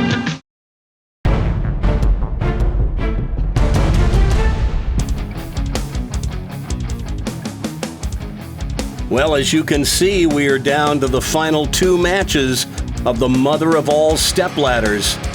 And one of these 2 players, Hunter Moffitt or Logan Mathis, is going to bowl for the championship and the Coveted Trophy Pin against Nick Dissinger. But first, we've got to decide things in our semifinal match. This is match 11. And as I mentioned, it's our 3-seed, Big Logan Mathis, 17 years old, against 11-year-old Hunter Moffett. Our 2 seed, David and Goliath. These two met once before for the title on the Long and Winding Road episode in the fall of 2017, and Hunter got Logan, but that was handicap. And today they're bowling scratch. That's also when Hunter was 9 years old. I used to refer to him as America's favorite 9-year-old. But he's 11 now, and Logan does not want to get beat by an 11-year-old. And if Hunter throws many more of those, he won't.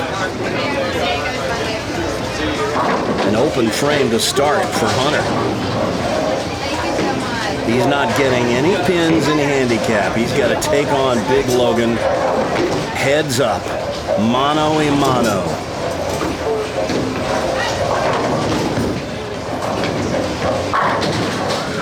And Logan's not going to go easy on him.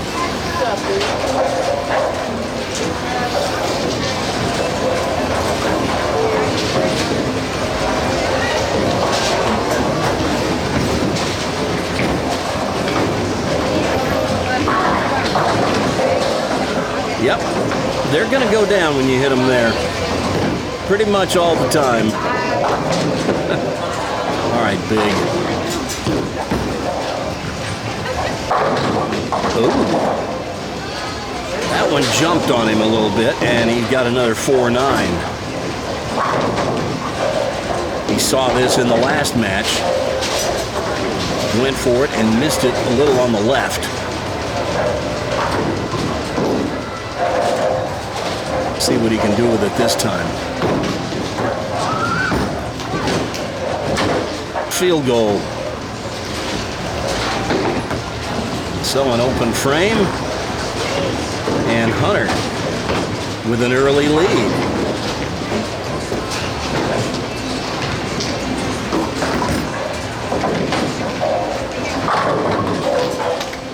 And I believe that is Hunter's plastic ball. I don't know of any other green ball he's got besides his T-zone. That's a spare ball.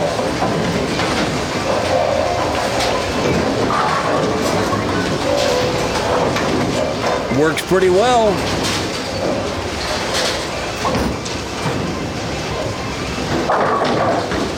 Just a little high. Leaves the 4-pin.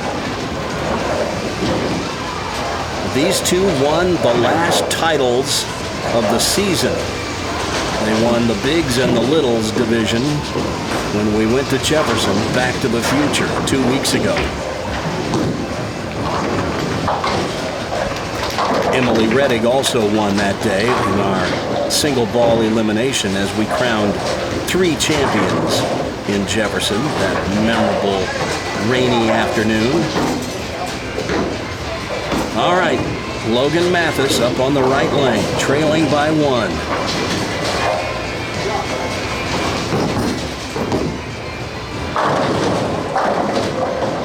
And that comes up fractionally high, just like Hunter's did.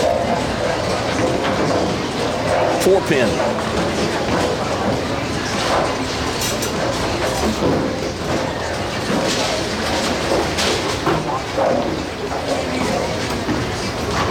Blows in the thumb hole a little bit.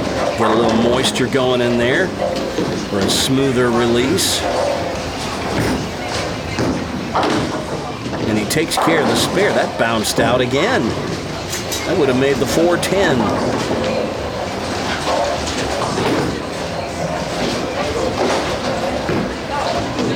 Well, if there's one player on Prodigy Bowlers Tour that we've seen in the last couple of years that you would think might have bounced one out to make a 7-10 on the show or something like that, it'd be this guy. He's certainly got the power and the velocity to do it.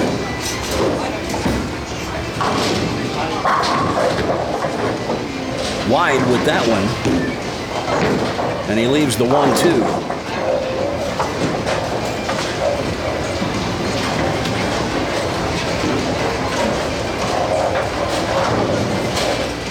Strikes are scarce. Keep the spares easy.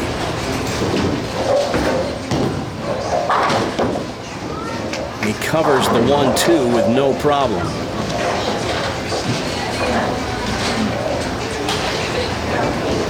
You don't want to be giving yourself too much of a challenge shooting spares in this situation.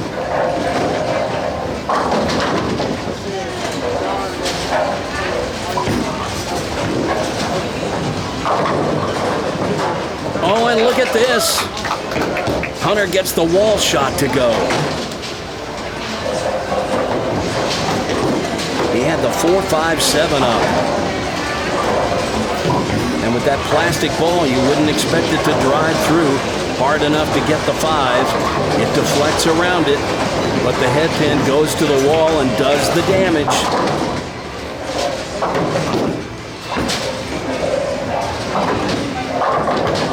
And there's a ripper.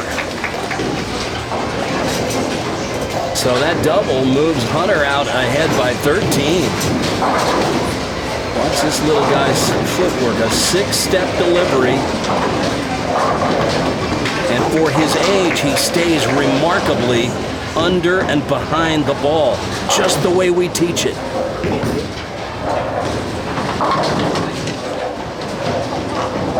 Logan, through the nose, breaks up what could have been a cluster, a 3-6-10, or possibly a 3-10. But now he's got just the 3-pin.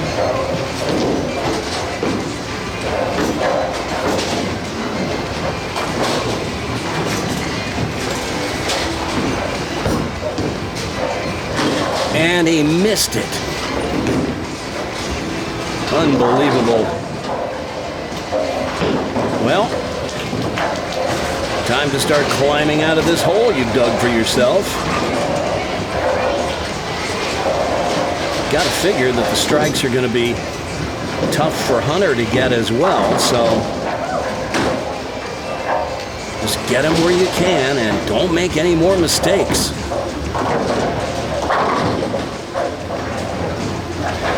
Wide right. The 1-2-4. Here's how you make it. Put the ball on the left side of the head pin.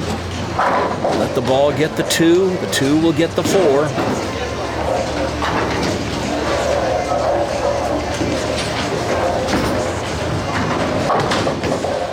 Oh, but he's too heavy on the 1 pin, and that sends the 2 in front of the 4. So back-to-back opens, back-to-back unforced errors, and Hunter in a commanding position with a 36-pin lead and a double up.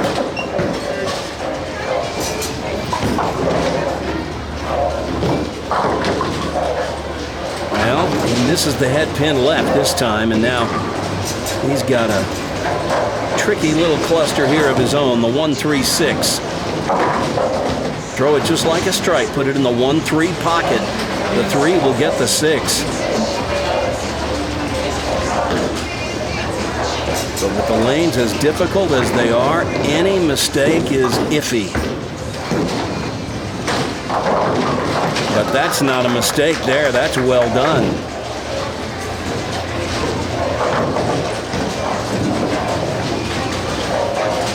And it looks like he's got a rooting section sitting over there just out of view to our left. I think that may be Christopher Nathanson. The littles pulling for the littles, hoping for an upset. There's a strike, and Hunter's not letting up.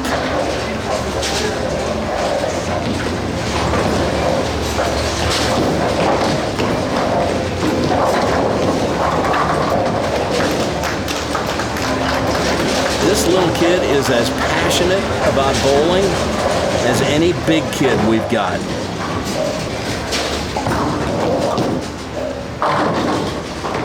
Brooklyn tried to mix him up. A 10 wouldn't go.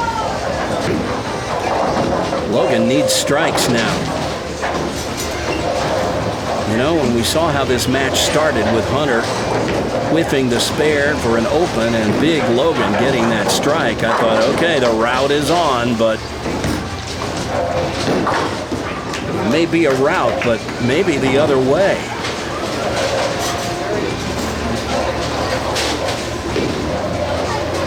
I don't think anybody would have predicted this. But let's not get ahead of ourselves. This match is not over yet.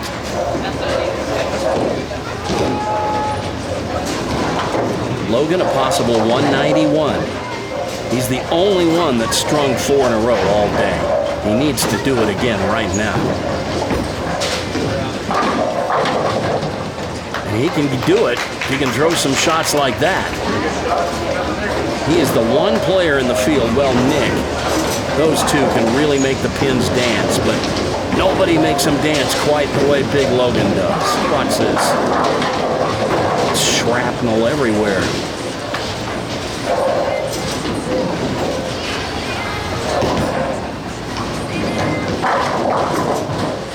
All right, through the nose. That could have been a split. Anytime you go through the nose, it could be a split. Now Hunter will go cross lane at the 3-6-10. Looks like he does have a couple of green bowling balls. He must have snuck one in on me that I didn't know about. That's his T-zone.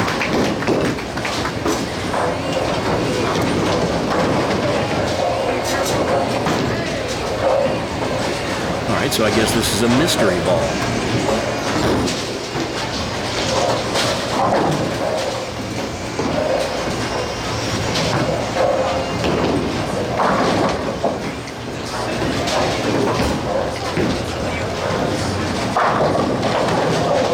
Took his time with it, nearly had an 8-10, breaks it up, leaves just the 8. So with a spare, Hunter could go strike spare in the 10th for 193. The best Logan can do is 191.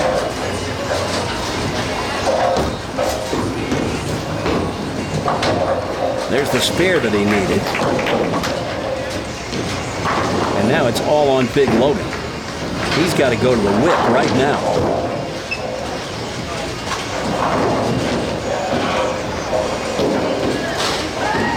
He must strike on this ball.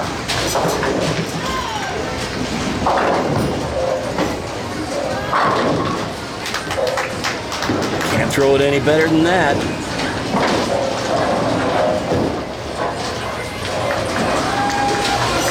Watch that one again.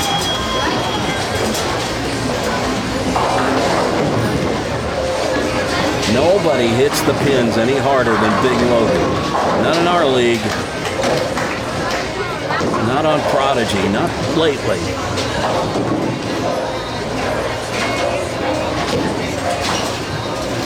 Got to keep it going. But that is thin. And so that is going to leave the door wide open for Hunter. It's the 2-4-5-8. We call it the bucket, or the dinner bucket. He's got to make it. And does. So with a strike on the fill ball, he shoots 167. Hunter's sitting at 163 before he even throws a ball in the 10th. And now with that 7 count, Hunter needs even less. Hunter needs a pin. 1 pin and stay behind the foul line.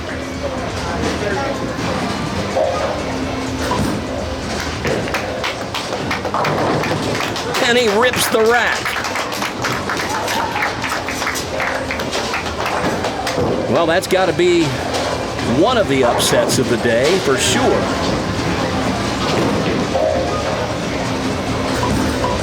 I think maybe when John Schlitch beat Gilbert Kang, I might have put that up there as an upset.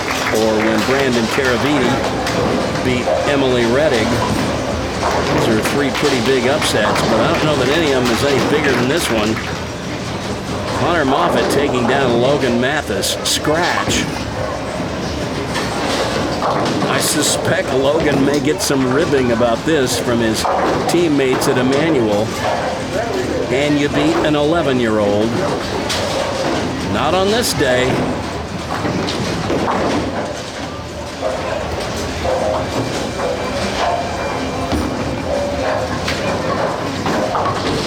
And that's a 193 for the young man. Look at this. So, it's going to be Hunter Moffett and Nick Dissinger for the coveted trophy pin when we return next.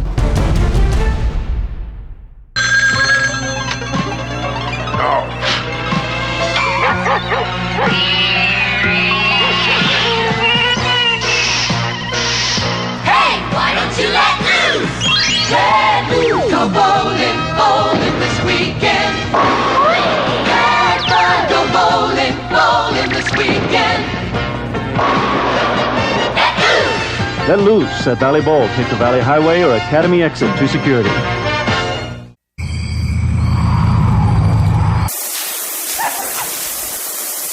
Hey, what gives? What do you mean? You embarrass me, man. I look like a fool out there. Not my problem.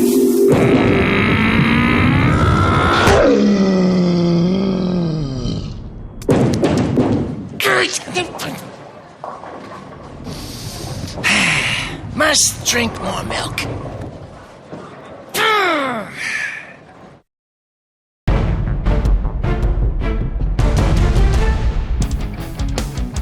Well, has this been any fun or what? The Mother of All Stepladders has brought us down to the final two. And I can think of no better way for it to end than with our two 9-time winners, our 2 seed, Hunter Moffett, and our 1 seed, Nick Dissinger. So here we go. This is it. This is what we've been waiting for, the championship match. These two have been going back and forth all year. Hunter almost caught him and passed him at the end, but as it is, they both finished with 9 wins. Nick got the higher score in qualifying to grab the number 1 seed. Hunter had to win that one match to get to the championship match. And here we are. Now, this is a 2-game match. It's not total pins. It's a race to 2. Whoever can win 2 games wins. If they split 2 games, we go to a 9th and 10th style roll-off. So here we go, the first ball of the first game. And Nick goes high with that one, leaves the 6, 9, 10.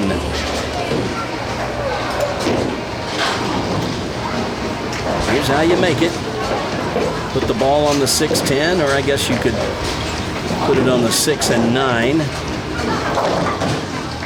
Either way will work. You just don't want to chop it.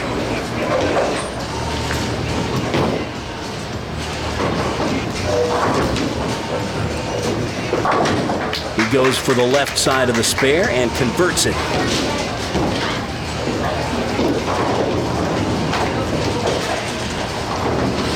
Well, Hunter's got to be buoyed by confidence following his takedown of big Logan Mathis, but he knows he's got a steep hill to climb here.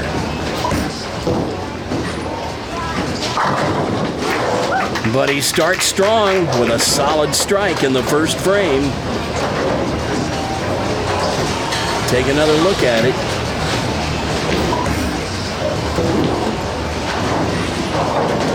Now to about 5 at the break point, and I don't know what that ball is.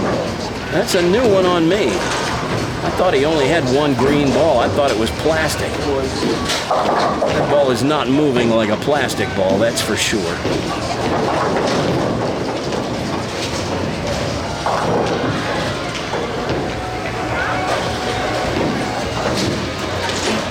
Moves left.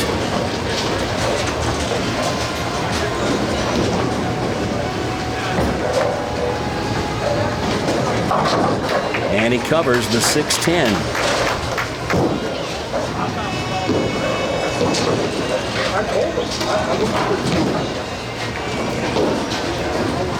The one time these two did face each other for a championship this year, it was on the Christmas surprise. And Hunter had a shot to beat Nick at the end and missed. And Nick took first place that day.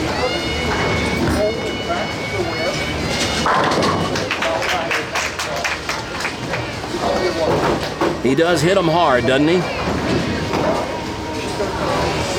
That ball was churning as it went through the pins. Watch this. That is some kind of rev rate this kid gets. He's smooth, though. One thing you got to say about Nick Dissinger, I've never seen him jerk at it. He is smooth through the release.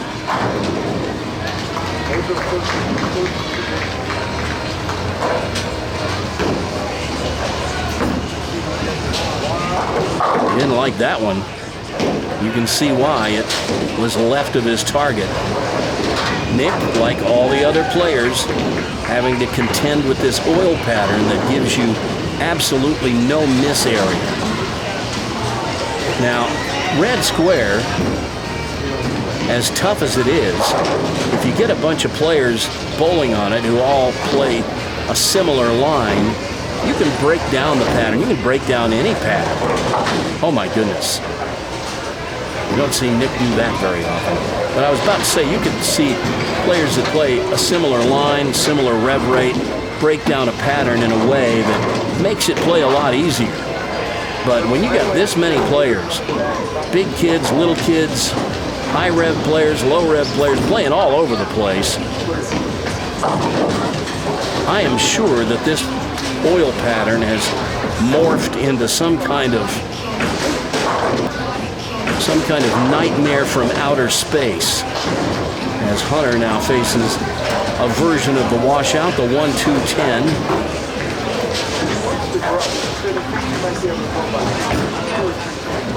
He tries to go straight at it from the left side. That's a new wrinkle, a new trick in his bag of tricks.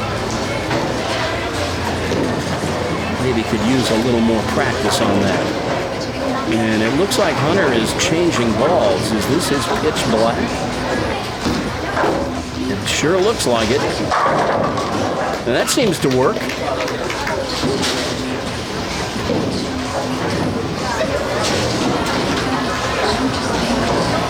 Sometimes I'm not sure these kids quite know what thought process to go through in deciding to make a ball change. It's a little hard to tell from the lighting in here whether that's his pitch black or if it's his high road. It went pretty straight. I'm going to guess it might have been his pitch black. Oh my goodness. Nick gets a crossover strike.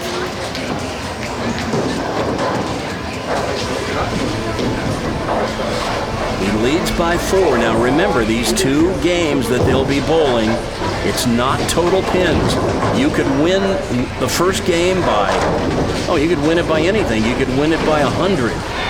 And then if your opponent comes back and wins the second game by 1 pin, it's all even going to a roll-off. Doesn't matter how much you win by, it's just whether you win or lose.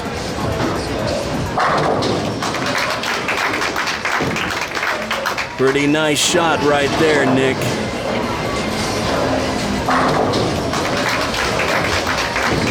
He's so rarely out of balance, and he always catches it all at the bottom.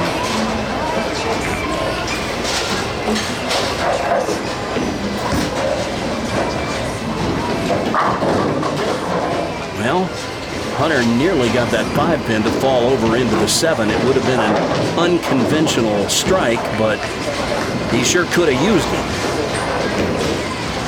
But the 7 remains, and he'll go cross lane at it.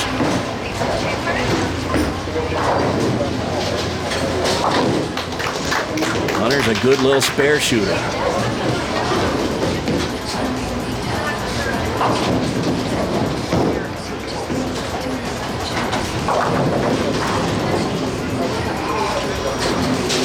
still time to make up ground in this game.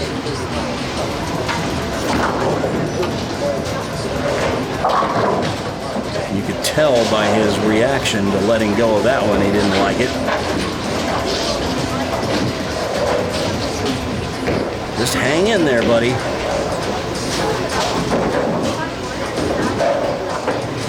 Going with his T-zone for the spare. Uh-oh. Well,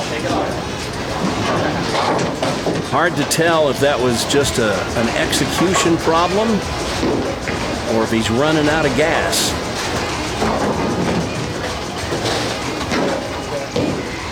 These little guys sometimes get worn out. But now Nick with a 26-pin lead and a double up.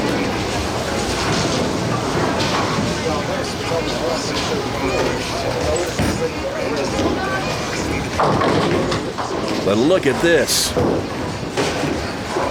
Nick finds washout territory. The 1-2-4-10. Some players like to go from the left side of the lane at it. Some like to play it from the right. The main thing is to get the ball over on the left side of the head pin and throw it over into the 10. The ball will take out the 2 and 4.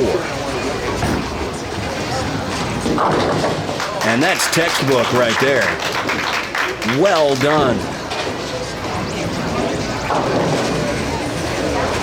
That's worth a second look, I'd say.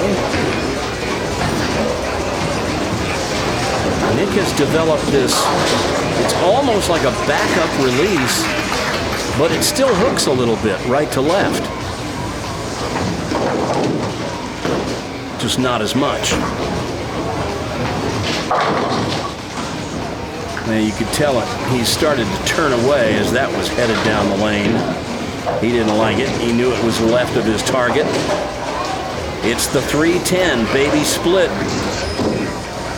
We've talked about this one many times on Prodigy. You're better off shooting it from the far left side of the lane. That narrows the gap between the 2 pins. Hit the 3 on the right side. Just like that. That is well done.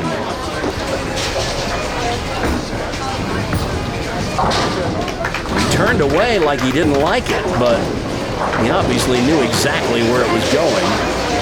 Here it is from the other side. Never a doubt.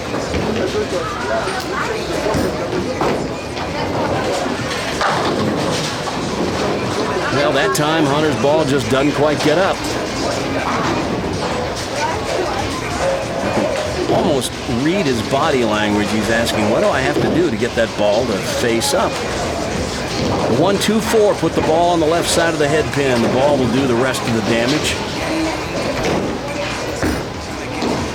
Well, that's got to get up. Not a happy camper.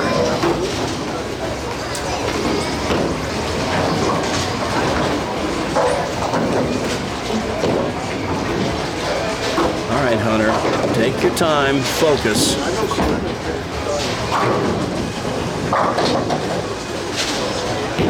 I tell you, I see it all the time with junior bowlers, really of all ages, but especially the young ones. When things start going south on them, they tend to give up or just think, there's no way I can come back. But let me tell you something, there's always a way. There you go. I've seen crazy things happen in this sport. Look at that gaggle of littles back there, giving Hunter some moral support. Christopher and Josh back there, all rooting him on.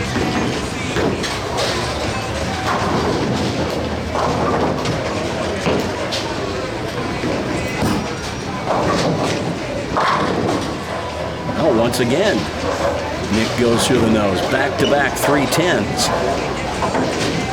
He made it on the left lane. see what he can do with it here on lane 40.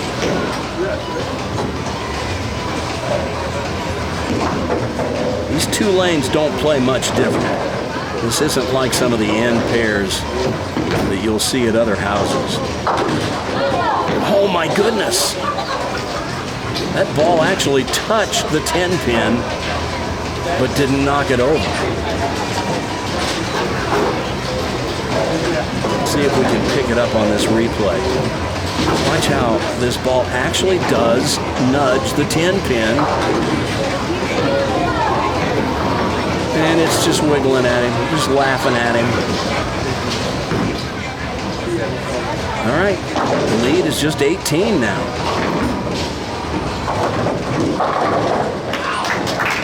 And I'll tell you something, of all the youth bowlers that I've seen around the Atlanta area, Nick Dissinger goes through the nose and breaks up more splits than anybody I've ever seen. He can go right through the snoot and somehow he'll break up the split. Did it again there. And Hunter gets a messenger.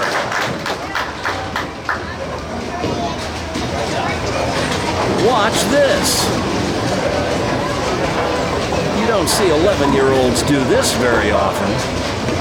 This is no ordinary 11-year-old either, I'll tell you that. Head pin goes to the left wall and comes back and gets the 10.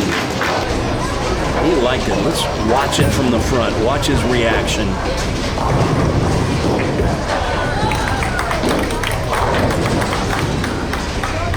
I think everybody liked that one.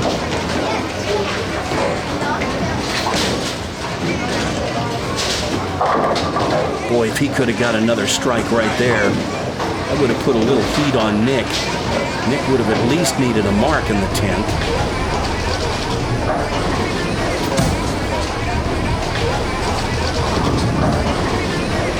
Well, Hunter will give it all the body English he can.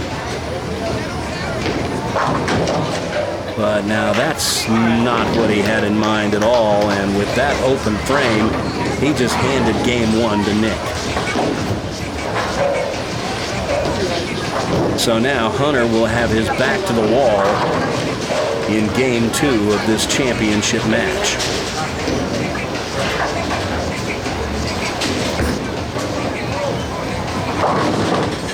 The rest of this game is academic. As I mentioned earlier, Nick can win this game by 1 pin, or he can win it by 100 pins. It doesn't matter. He is up 1-0.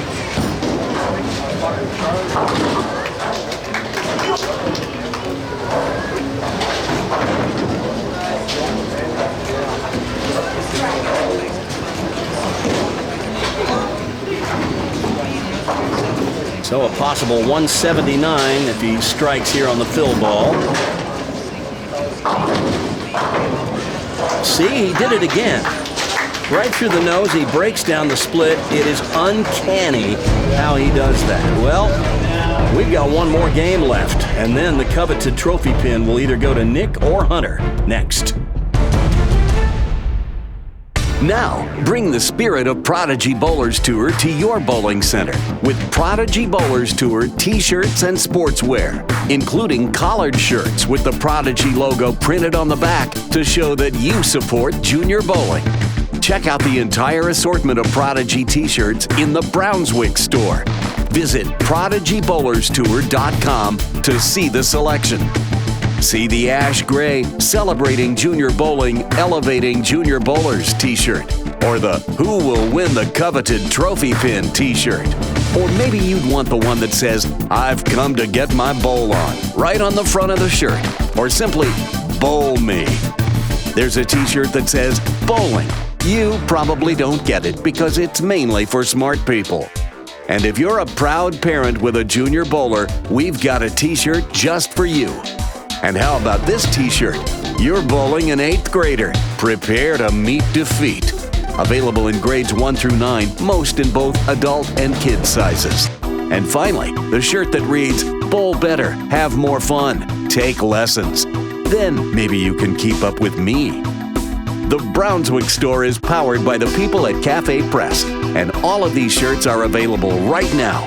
Just go to ProdigyBowlersTour.com and click on the link to be taken right to the store.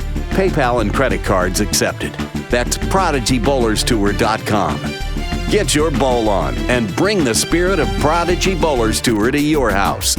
Order now. Go to ProdigyBowlersTour.com. That's ProdigyBowlersTour.com.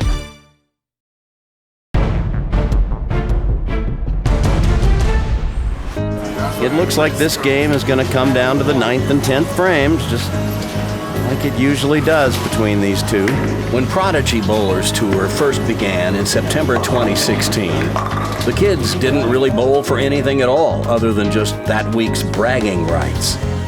But pretty early on in the series, one of our viewers, Amanda Mayer, wrote, "Along with bragging rights, I wonder if more kids would get involved in the little competitions if there was something else to win." I agreed, and after noodling on it a bit, I came up with the idea of a symbolic trophy that kids could sign each week and that one of them could win at the end of the season with all the signatures on it, symbolizing all the fun that went into a season's worth of effort to chase excellence. And so, the Coveted Trophy Pin was born. At the end of our first season, Charles Bostic won the pin in a match against Logan Fossum after the two of them had tied for the most wins on the season with 7 apiece. After I presented Charlie with the pin at our Roswell Varsity League's awards ceremony, he did something that caught most everyone by surprise when he gave the pin away to Hunter Moffett. All season, Hunter is the bowling prodigy. No matter how he bowls, low or high, he has a good attitude. Not many bowlers in this world can do what he does, and I want to give this pin to Hunter.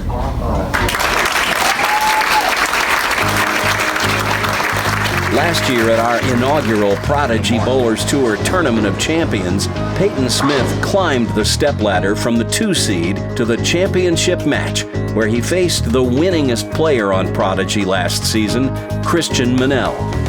In a thrilling match where both players struggled on the difficult oil pattern, it came down to Christian needing a mark in the final frame of a roll-off to decide it. Oh no! The 2-8-10. As he slams the seat, throws down his rosin bag. I don't blame you, Christian. I'd be upset too. He's just going to throw this as hard as he can. And it's over. And with that, I presented Peyton Smith with the Coveted Trophy Pin. But then Peyton threw us all a curveball when he insisted on giving the pin to Christian for being the winningest player on Prodigy that season.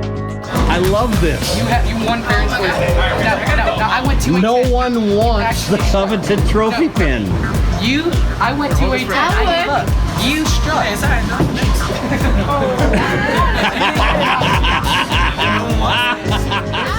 So, after 2 seasons of the Prodigy Bowlers Tour Champion of Champions giving the pin away right after winning it, it seemed that we might have a tradition in the making, that the winner of the Coveted Trophy Pin wouldn't keep it, but rather would give it away.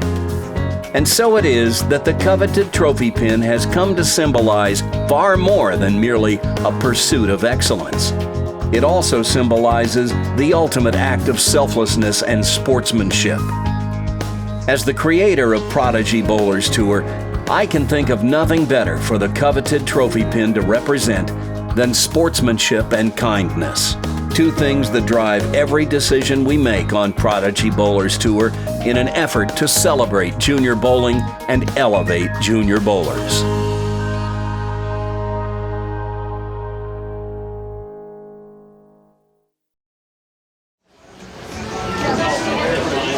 Well, that Coveted Trophy Pin is going to end up with one of these 2 bowlers, Hunter Moffett or Nick Dissinger, here in the Prodigy Bowlers Tour Tournament of Champions. This is what they've been bowling for all year long. Nick is up 1-0 as indicated by that red dot on his name. A high hit, and Hunter leaves the 6-10. Both of these two won 9 times this year on Prodigy.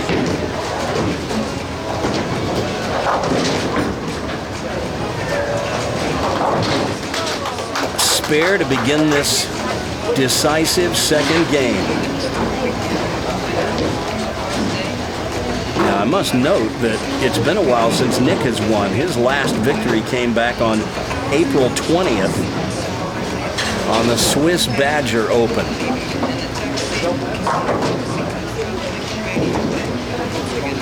But he is poised and ready to take home the grand prize.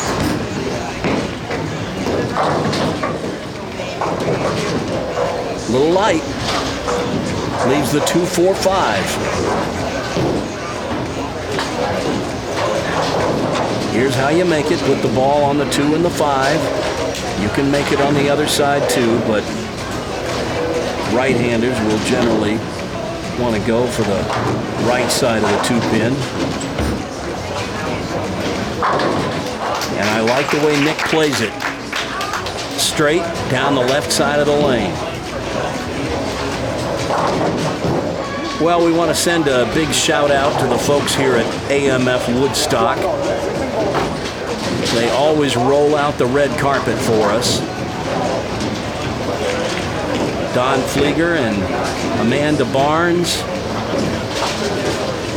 Everybody here at AMF Woodstock, thank you for your hospitality. Some of these kids in the stepladder today used to bowl league here at AMF Woodstock. Some of them still do. They moved their Saturday league to Tuesday nights. And so that freed up a lot of their kids to bowl with us on Saturdays at Bolero Roswell. Nick being one of them.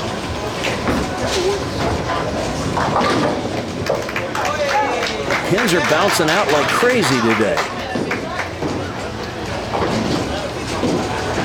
If ever there was a day to leave a 7-10, I would think today would be the day. Not that I'm wishing that on anyone, mind you.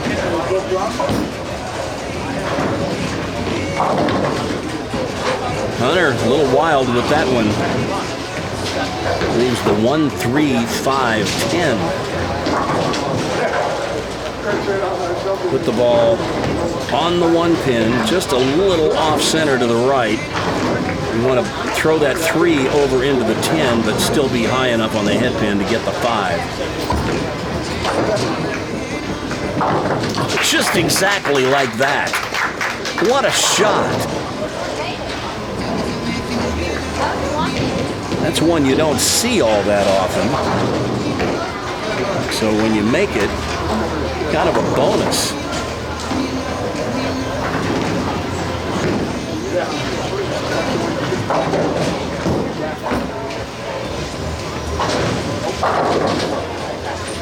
Now, another one that's a little wide of his target. And he leaves a cluster that can be challenging. The 1-2-4-8. Put the ball on the left side of the head pin. Let the 2 get the 8. The ball will drive through and get the 4.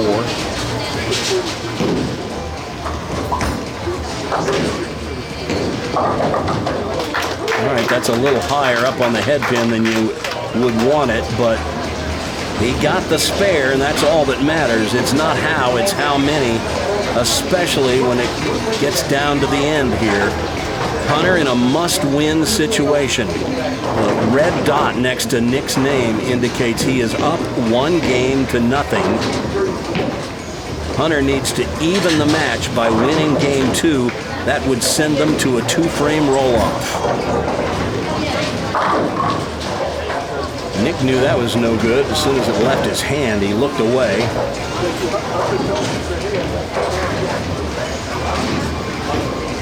But a makeable spare.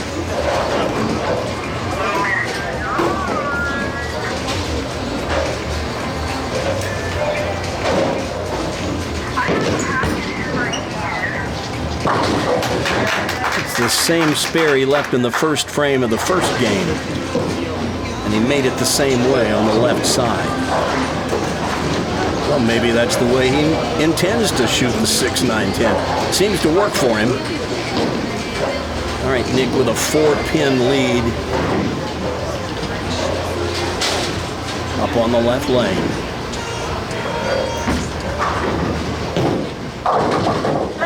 Oh, and he rolls the 2 from behind.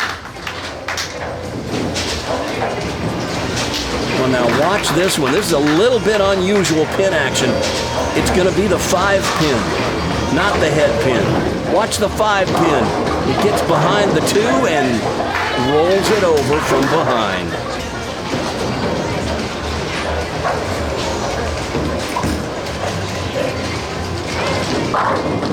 Hunter's wide with that one.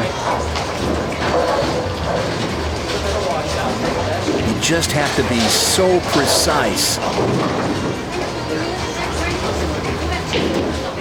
But he's just got to keep his head in the game. He's not out of it at all.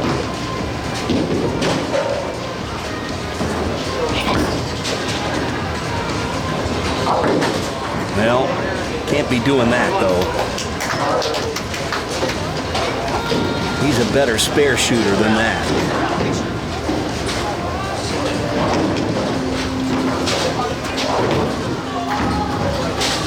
Oh my goodness. Oh my goodness.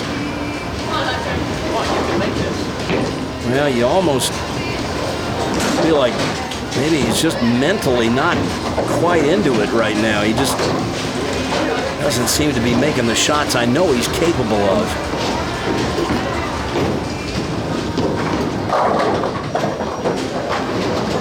And that's 8 out as he leaves the 3-9.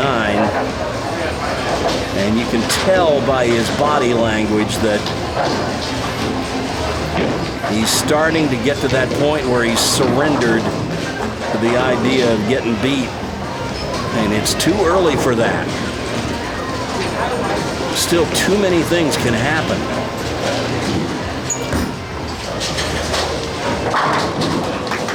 For one, Nick can go out and earn it by throwing shots like that. My goodness. That was like a steamroller that just went through the pins.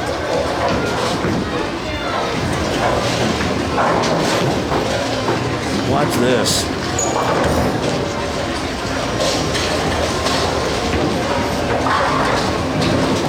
I want to send a medic back there for the pins. A 40-pin lead halfway through this second game. A game that Hunter must win. But you see, Nick is not immune from throwing the wild shot.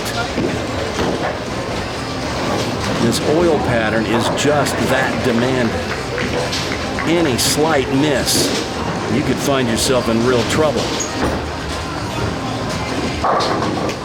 Nick goes straight at the 1-2-4. Again, as we saw Emily do earlier when she shot the 1-2, Nick going straight at it from the left side. You're going to go straight at the 1-2-4. I think I'd want to throw from the right. Once again, Hunter wide with the shot. He turned around before the ball was halfway down the lane. He knew it was wide. The 1-2-8. We're at a point now in the match where Hunter's got to really focus. Can't be letting these get away.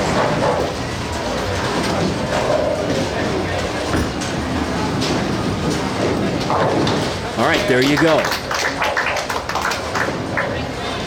Shots like that will keep you in it. And now you just got to really bear down.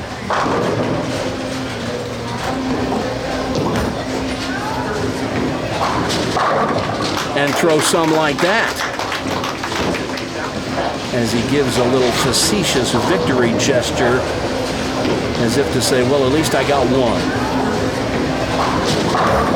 You never know, Hunter. That might be the one that turned this game around. See what happens. We'll watch this one from the front. See his reaction.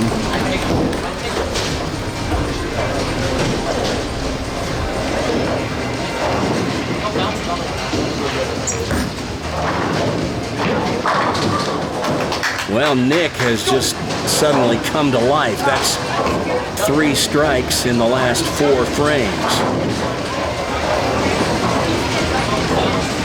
And that's going to make it pretty tough on Hunter.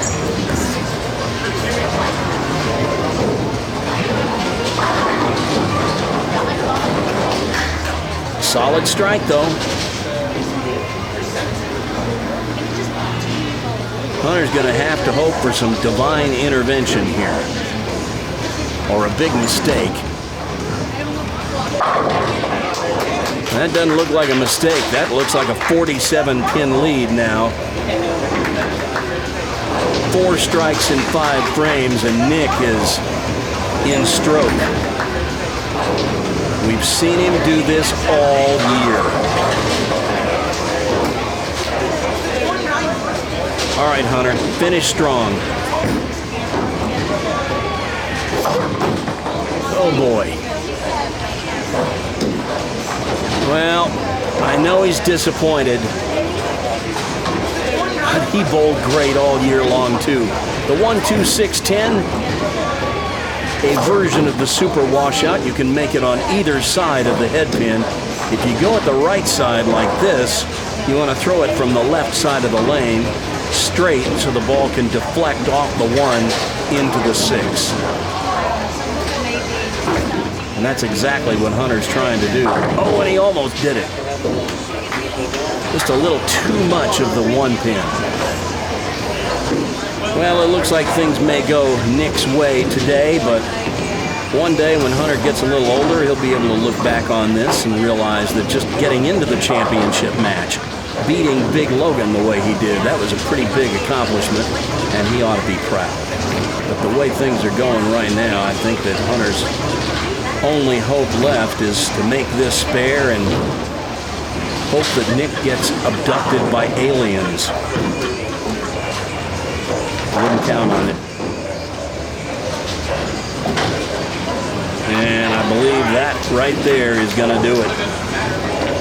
Nick Dissinger is the 2019 champion of champions in the Prodigy Bowlers Tour TOC, Tournament of Champions.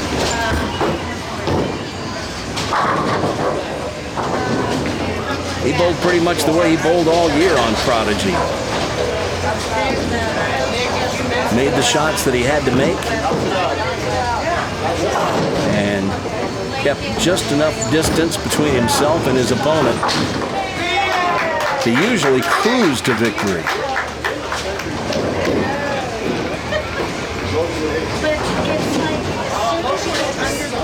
But I'll tell you what, he had a worthy opponent today in Hunter.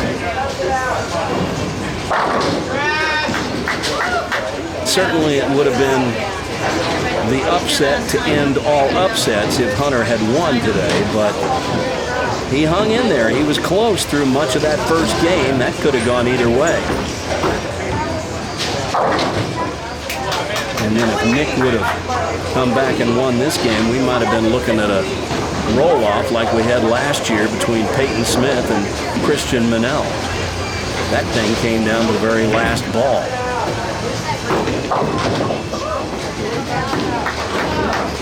But that is a 205 for Nick Dissinger. One of the rare 200 games we've seen today in the Prodigy Bowlers Tour Tournament of Champions.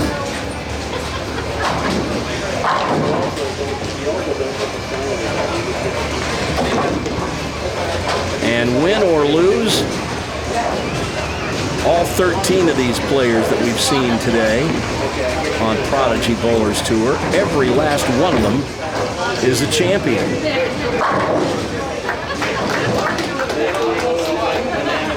And in many cases, a multiple-time champion.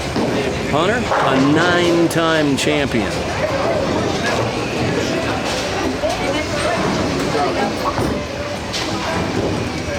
As a friend of mine often says, you don't fall up. Well, these two exchange handshakes.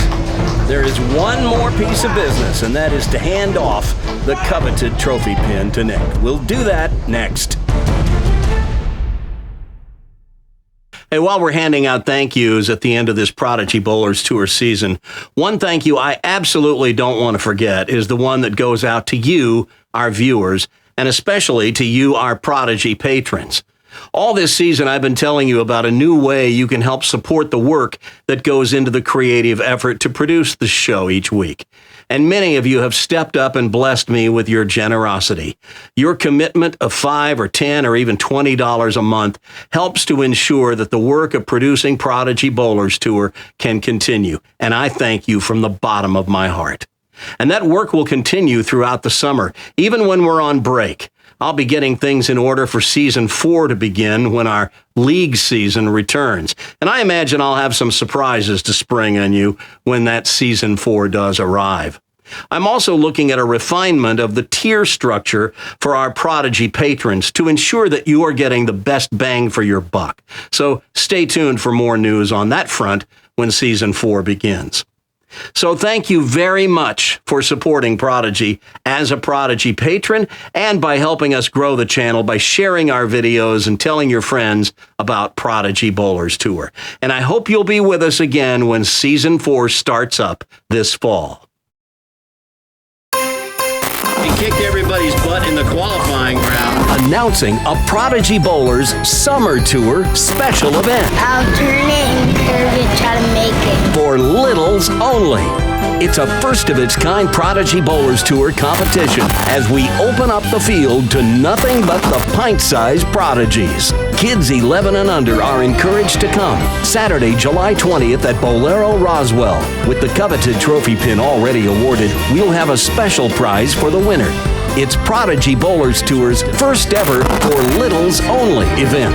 All littles, all the time. And if we get enough in the micro size, we'll break them off into their own division. So if you've got a future star in the making who wants to be on Prodigy Bowlers Tour, this is the event for you. It's the Prodigy Bowlers Summer Tour for littles only special event. Saturday, July 20th. Sign up at 11:30 a.m. Qualifying starts at noon. Entry fee is just $10. Must be 11 or younger to be eligible. Parent or legal guardian must accompany the child. Join us at Bolero Roswell in Roswell, Georgia, Saturday, July 20th. And look who just threw the shutout ball.